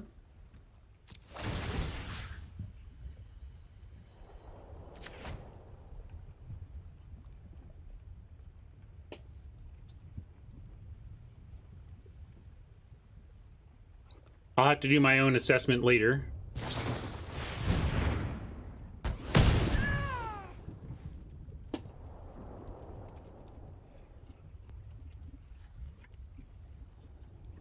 Oh, did I? Yeah, I've been so distracted. I'm at like 4 life. I think we just lose now. This has not been a... I've been so engaged with chat, my play has really been suffering here, but... Well, 6 life. I guess we're not dead.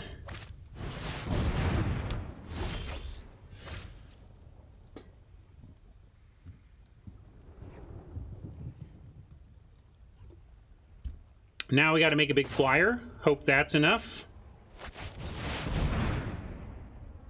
I like hexproof, but Volpkeet's gonna make something fly again, so we gotta block in the air.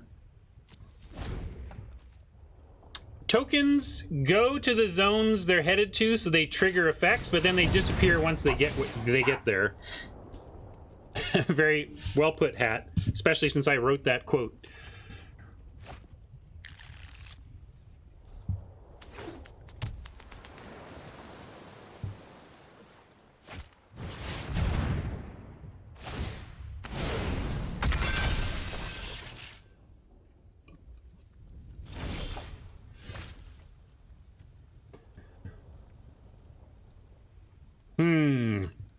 We can harvest onto just about anything, and or not the human, but we could do either one of these. Harvester, this doesn't do much. There's no sense doing it here, but if we do here, we just kill a token. So maybe we're just playing a 4/6 blocker on the ground here. I have to go shields down on keep safe to do it.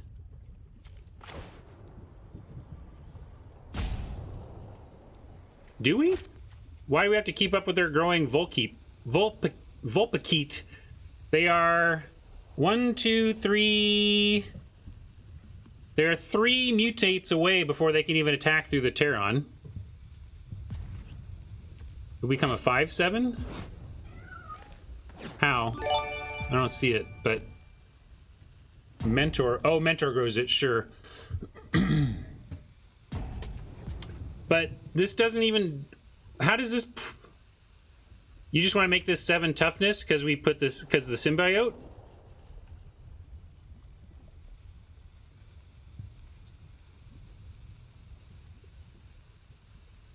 Man, I feel like all right.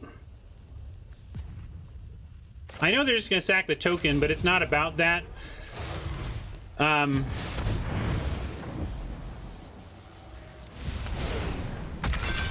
It's not about what they're going to sack here. It's about our defense against our upcoming defense against Volpkeet.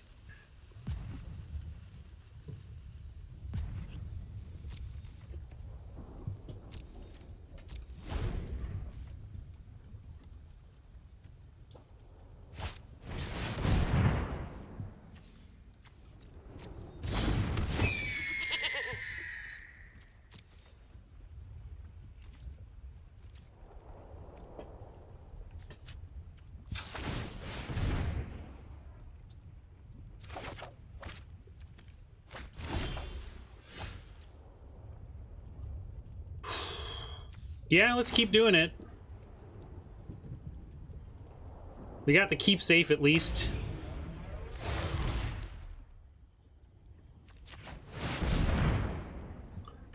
Heron onto the 2/2 is interesting. I'm just going to keep... I kind of like what Captain Fake said, that it's kind of like our out is just to keep mutating on this thing and protecting it.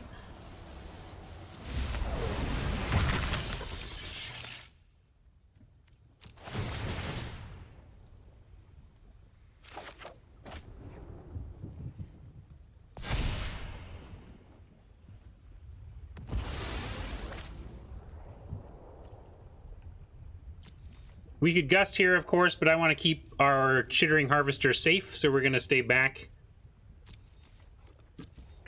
But yes, gust is nice for next turn.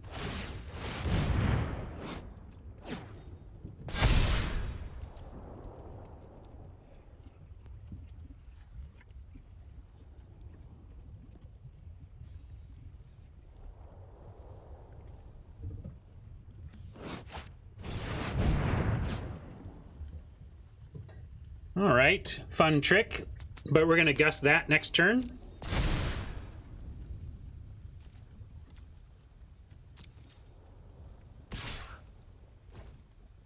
And I'm going to take this.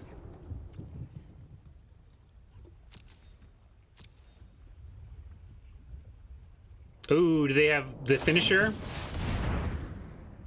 Oh, they just have that. That's okay.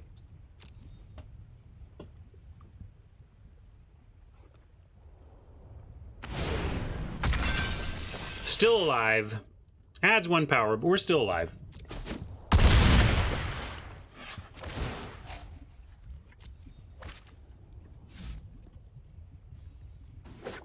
Your friend here is only mostly dead.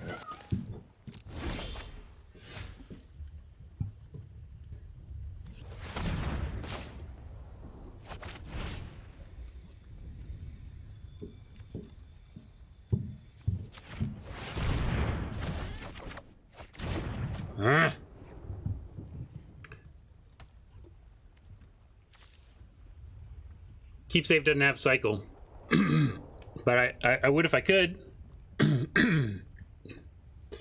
Now we gotta...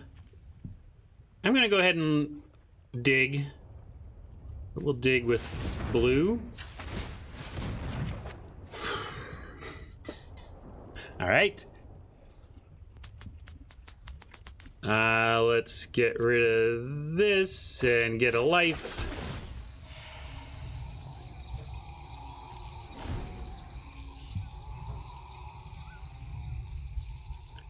Think we're dead. No, let's see. I was thinking they had another Volt key. All right, comes through.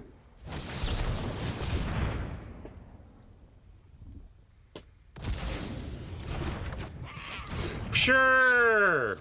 Sure, Deck.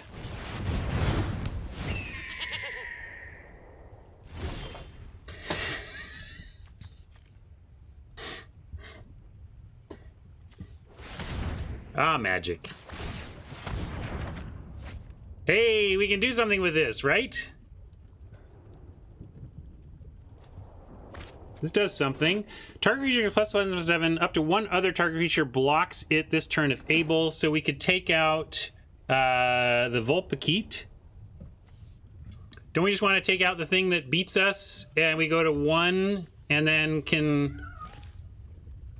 How do they add... Oh yeah, they add 1 power here. Well, we can kill this thing. Should we do this? What if we do this?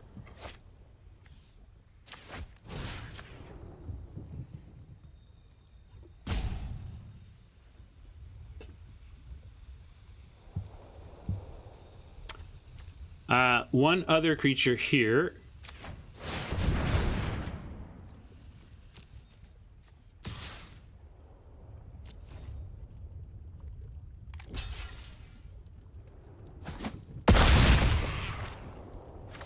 What do you mean we can't attack? We just did. Oh, because of this thing? All right, well... What do we... I guess we needed to cycle. Sorry. I didn't look at what they had in their hand, honestly.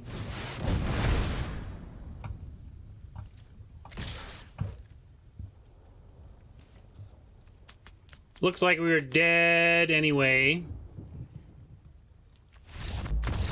All right, we started 5-0. We've taken a couple losses. I haven't played my best during them, but let's see if we can recover and make our way to 7 still.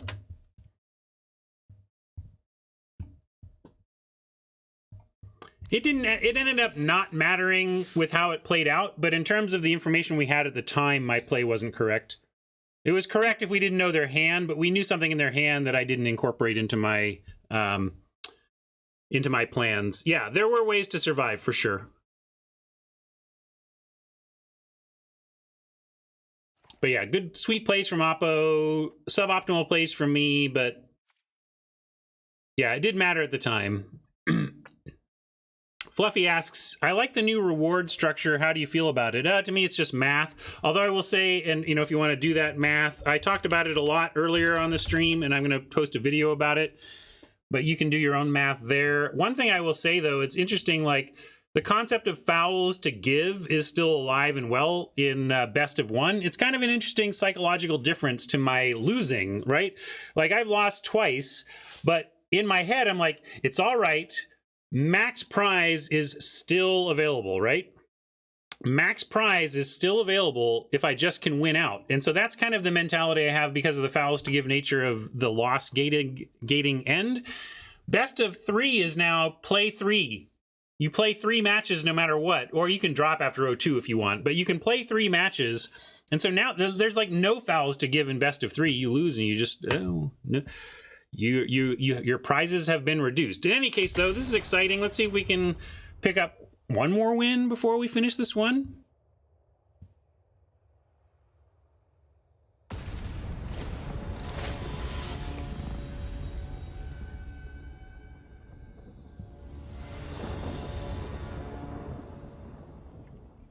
All right.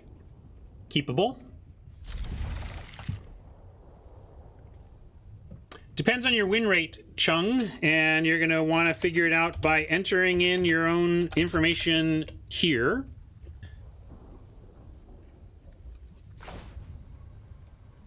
But the good news is that, you know, you can, the values are all pretty close. Some say I never heard of ya. A rap burglar.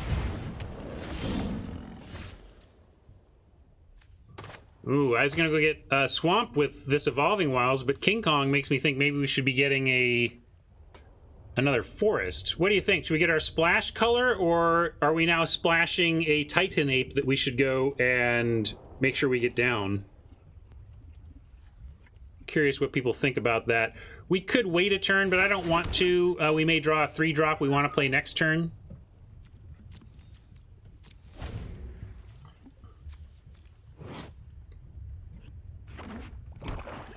That's quite the deck from Oppo.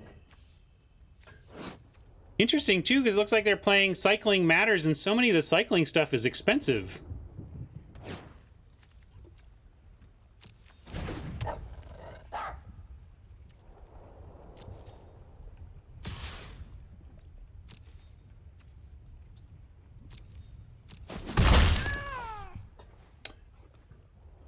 Well, the only real punishment for getting a forest is specifically drawing the one black is required card we have, and we actually have the Titan Ape in our hand right now, so I am going to go get another forest. Hey, look, it worked out anyway. We have nothing to play this turn, so I'm going to hollow it.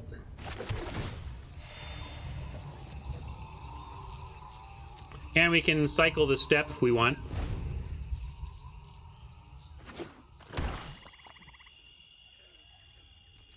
Got the black anyway.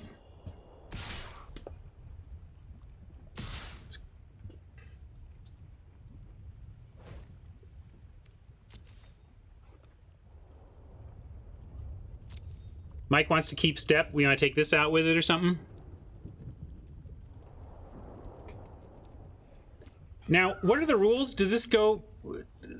It's not like a commander, right? It doesn't go back here. It just dies.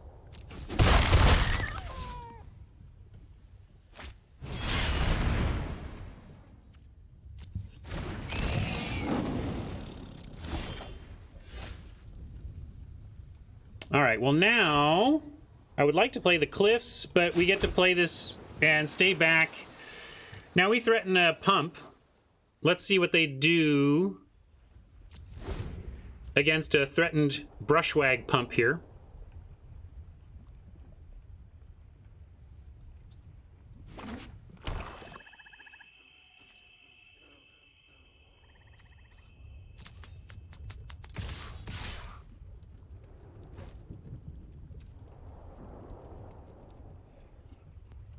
They might be willing to just trade the cat for damage, and they probably have cycling that they're going to use on the fox. So I'm going to block the fox to encourage the cycling.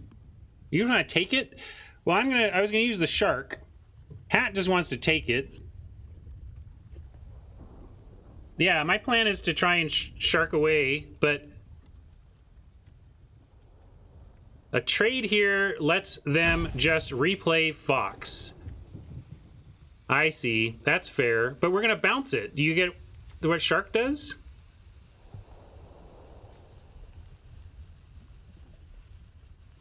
Oh, because then they can play this and recast that. Sure, that makes some sense.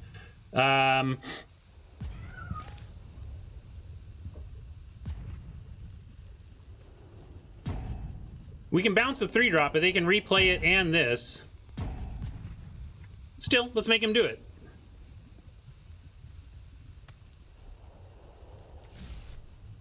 Or you want to do this one instead?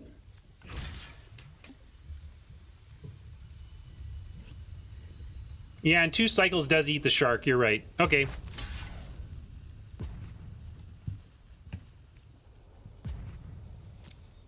I'm gonna do it this way.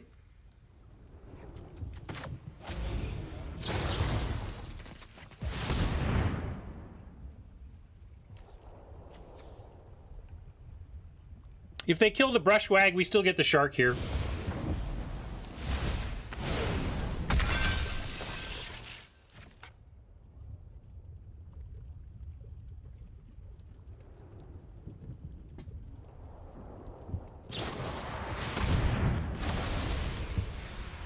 That card is so good!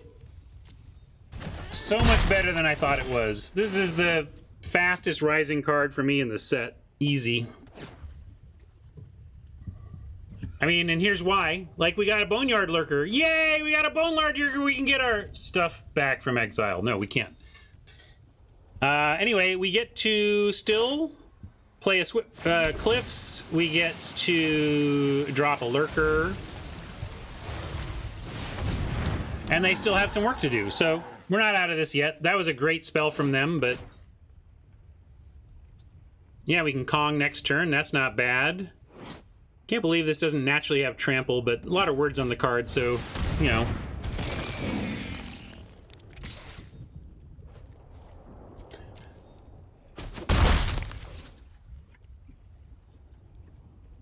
Obviously letting that happen, if we block it, they just recast it. I mean, I guess I could make them do that, but they get a token out of it, so there's no value in there for us for that. We're gonna Kong fight. Try to punish them for their inability to play anything with high mana costs here. Is there 1 mana gets indestructible, though? This could get indestructible. That would be scary. I assume, though, that the pause we're getting from Oppo is on cycling, not on an actual spell.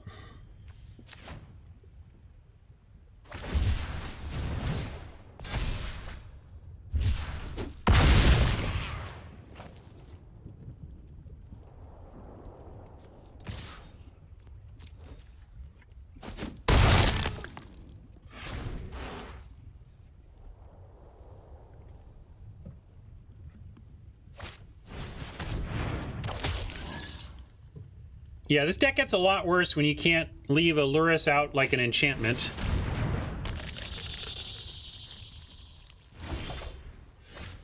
Well, Parcel Beast. What have we got? We can get an Evolving Wilds back. That's not actually doing that much for us. We might just play this and start using it as Value Town.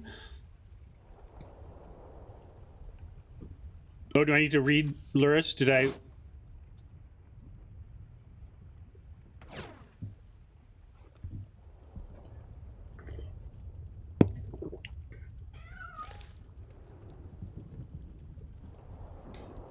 Cycle step and get it back. It doesn't get back with... this gets permanence. Yeah, let's just... we're going to play Parcel alone. I'm trying to decide whether we're stepping first or not. Because right now, let's see. 6, 1, 2, 3, 4, 5, 6. Technically, they could block everything on the ape. Do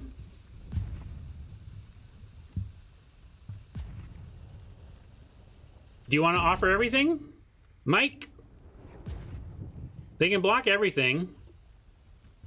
Oh, yeah, good call. Mike's smarter than me, see? Mike is like, let's offer them King Kong. They either chump or they can put literally everything on it. And if they put everything on it, we get it back with a Parcel Beast anyway. So I like that. But they're already starting the chumping, and that's good for us, too. But we're going to play a... unmutated Parcel Beast and just try to get value from the tapping and doing the thing. Sounds like Oppo's got to say another cycler.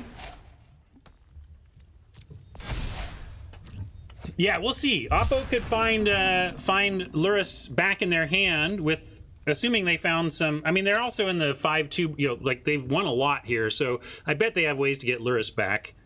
And given that we have card draw, I'm going to keep playing my lands here.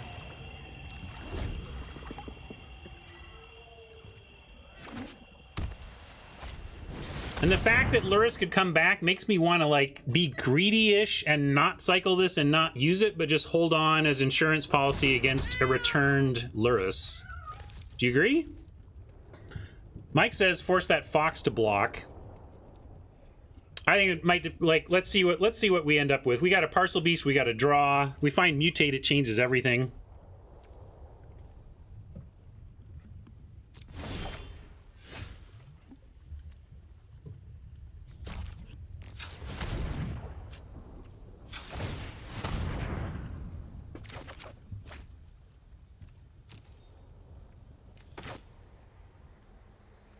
So I like playing this.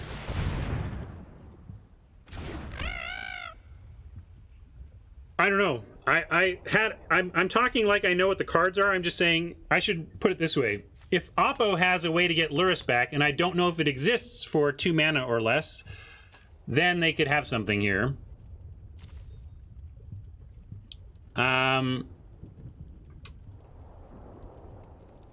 Do you want to send at the Fox, though? We can totally just do the play you want, Mike.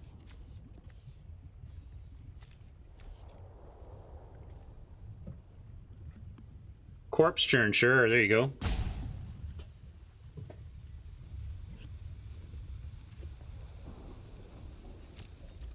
All right.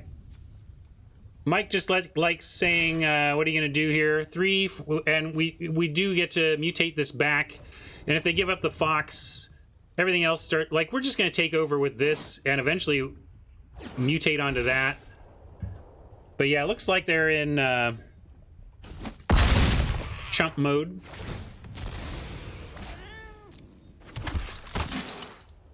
And draw deck is playing its land. Although we're also loot deck, so it's tough to know exactly, but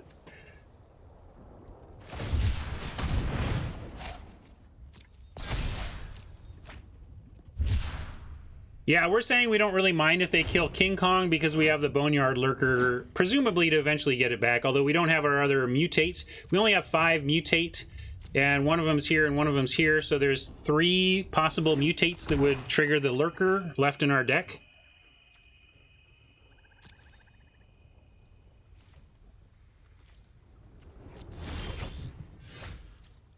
And I'm going to start here.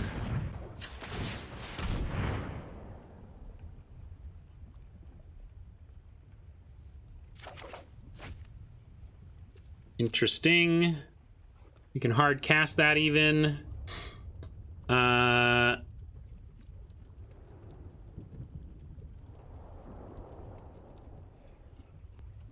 Yeah, flying probably here, but don't. I'm kind of ready to monstrous and take out this Fox. It's starting to affect what we can do. If we monstrous here, this survives everything anyway and can attack 4, 5, 6, 7, 8. Yeah.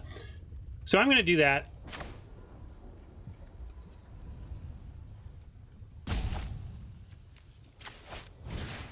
Well, I'm going to try and get the Fox. I'm a little worried they have all this open mana and cards, but I'm going to presume that they just don't have anything here or they would have used it already.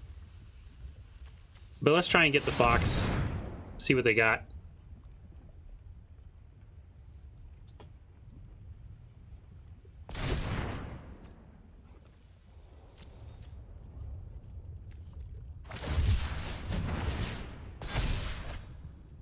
Five, 6, 7, 8, 9. Still not enough. I suppose if they cycle 2 more times, they could trade for the Lurker.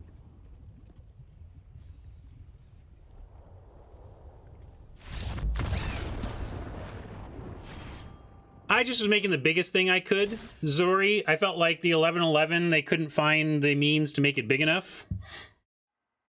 Whereas if we make it on the 2-2, they might actually find enough to trade for a 9-9. Yes, indeed. Let's get a profit meme, shall we?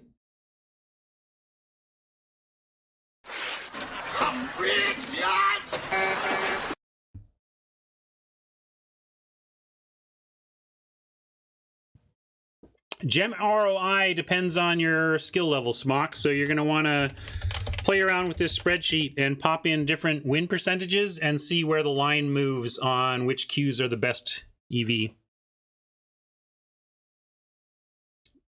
It depends on your win rate, everybody. It depends on your win rate. You can talk about average, and on average, yes, significantly lower in Premiere. On average, D's. That's what I was saying on LR, and that holds true.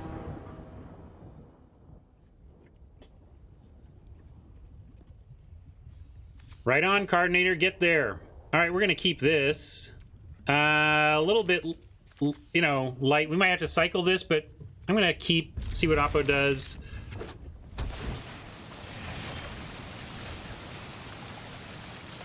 All right, now I'm going to keep the boon because we're going to flood out a little bit, and the boon will actually bail us out on that flood eventually.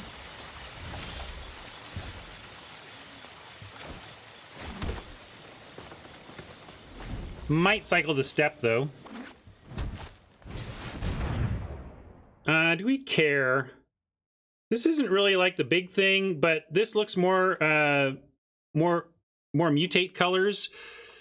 So I'm going to go ahead and use the Essence Scatter while I can, so they don't mutate onto it next turn.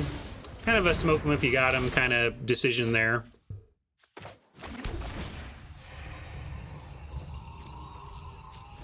And again, probably cycling the step here, and then we get 4 into, although Lurker into step, not the worst. Oh yeah, our record is up 1, thank you. We're at 6, right? Thanks for that reminder. What do you think? Are we cycling or not? This could be very useful on this, especially like in 2 turns when they play something with Summoning Sickness and we just kind of get it.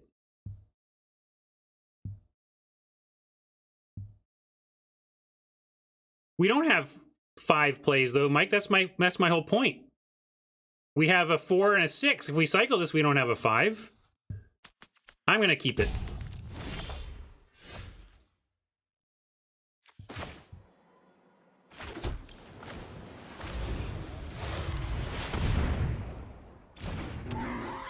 Oh, he said no cycle now. Sorry, Mike. I misread I didn't see the no. I didn't understand your phrasing because in my mind I saw cycle now. We have 4, 5, and 6. I'm like, what?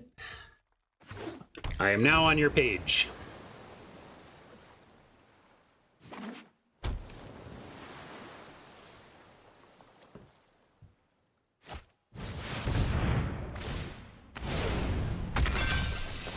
I might copy the turtle now, because it's actually a shark. Tempo, tempo, tempo.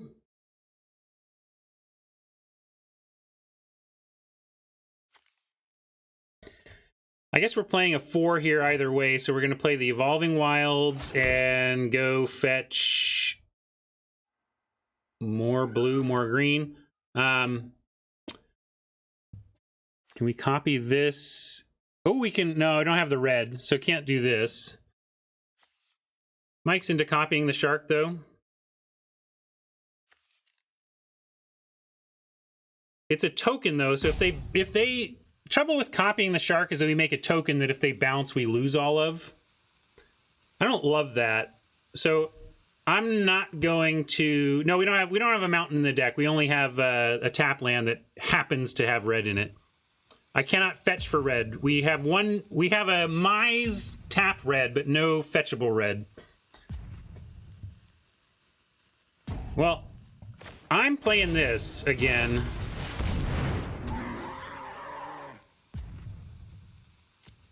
If it lives, like, here's my problem. We copy the shark. It's our whole turn. They mutate onto it, bounce it, and what have we done? Exactly. I'm so glad I didn't freaking copy the shark here. It'd be disaster. This is annoying, but it's not a disaster.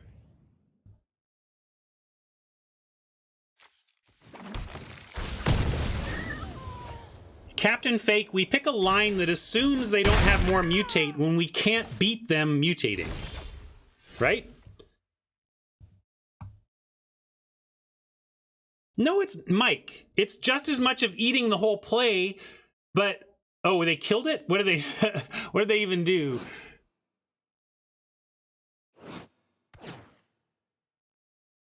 Do they bounce and then exile? What did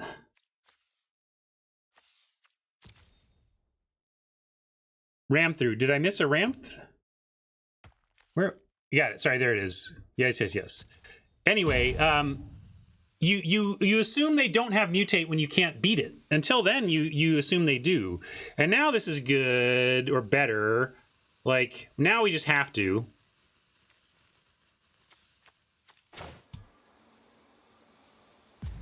Oh, you want a boon now? Mike wants to boon now. Sure, we could just draw a bunch.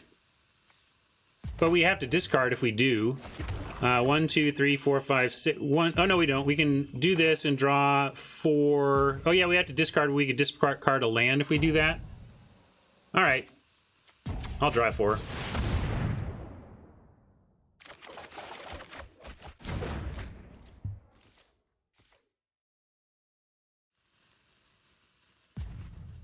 And we'll discard Forest.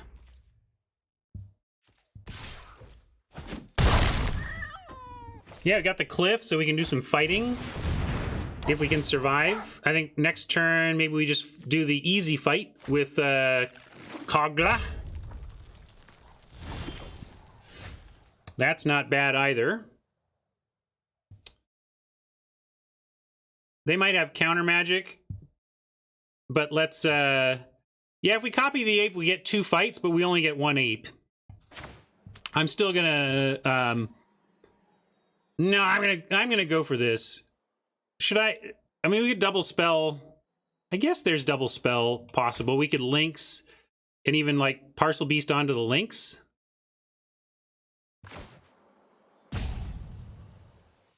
Or Lynx Fertilid is also interesting, sure. Yeah, all right, I'm in for that. Mike wants to Kong the shark. I do want to Kong it eventually, but let's go ahead and give him another chance to mutate it again, Mike. Maybe they'll put more mutate on it and we'll get even more value.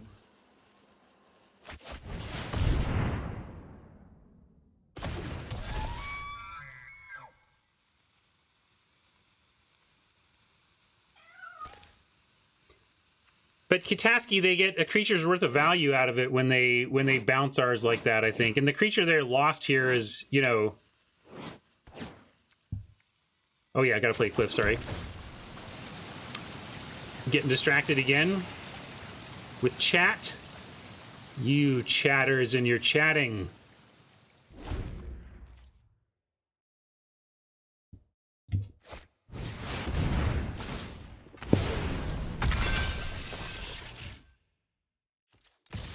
All right, this is actually going to be interesting for us now. This is going to be great. No blocks. We're going to... Oh, no, I was thinking we could copy and mutate that. We can't...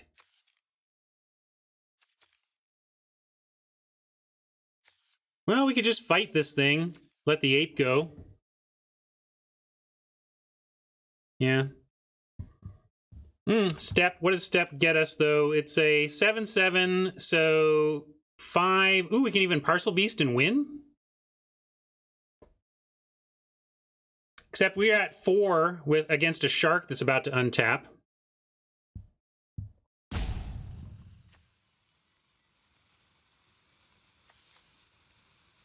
Yeah, we can copy this and mutate onto it. That would be good.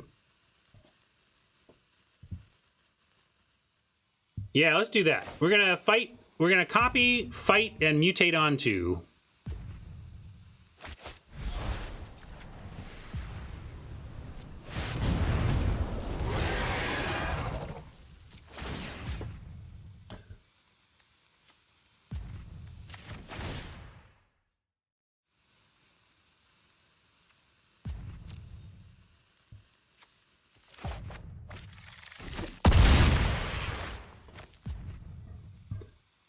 And then,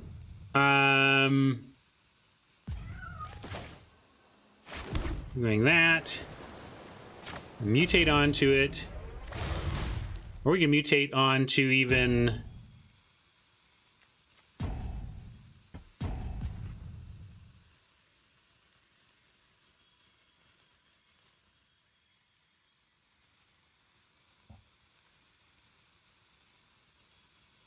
Yeah, we got to do it here so it'll do the right target. Sorry. It was obvious and I almost screwed that up, honestly.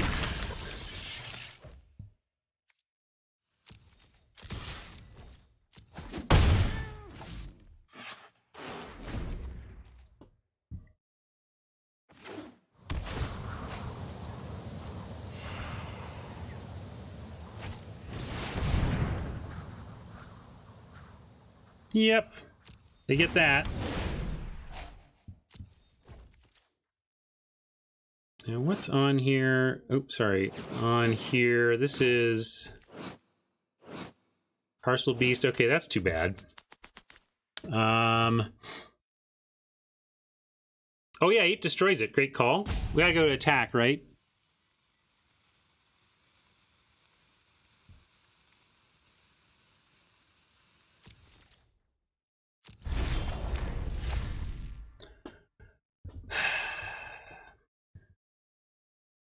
See, thing is, can we afford to? I kind of feel like we're supposed to play Kong and just fight it. Oh, human. Good call. Is that going to be enough? We got 1, 2, 3, 4, 5, 6, 7, 8, 9. Not enough, though. Don't we need 10?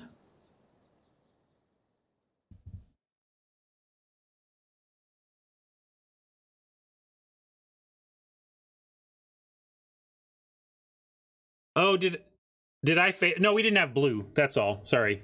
We didn't have blue.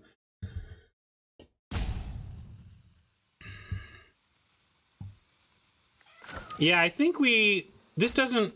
If they mutate, that's tough. But we'll play Facet Reader.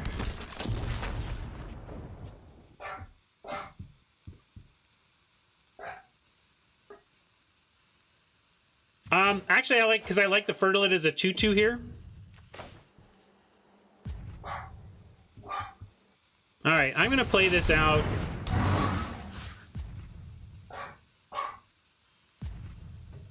Man, yeah, I'm gonna submit 0. This is tough. A lot of risks, a lot of considerations. It doesn't have to fight, up to 1.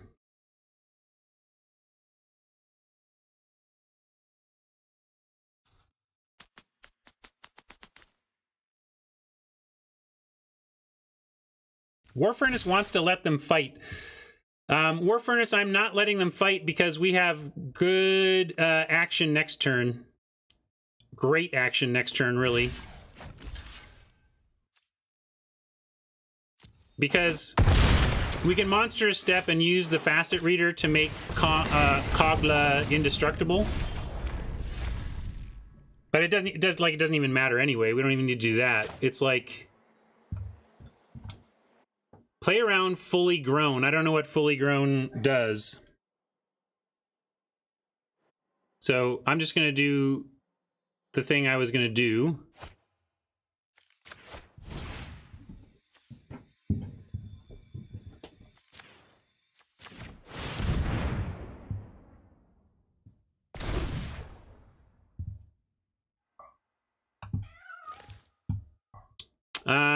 If we bounce that thing, we don't even need to...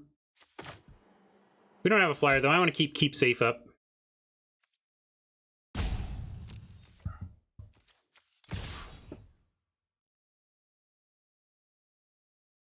We can do this, though. Look, I thought through some of my attacks.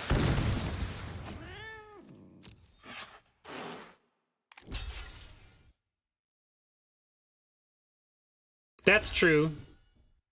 That's true. Bouncing keeps us from dying to a 4-power mutate creature. Keep safe. Saves our stuff. But we have 2 huge things, so I think you're right. We should bounce the Glimmerbell to make sure we don't just lose randomly to a 4-power mutate. I wasn't going to. I was going to leave up Keep Safe, but Joseph makes an excellent point.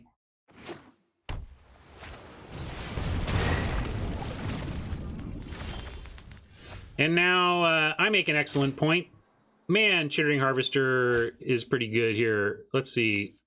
Let's do this.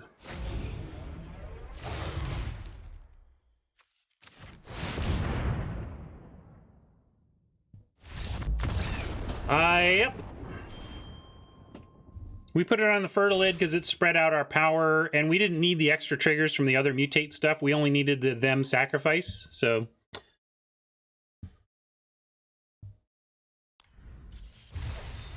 All right, look at that, folks. We did it. My first premiere, and we managed to 7 win it. Fist pump, everybody. Chunk. Let's get the prize.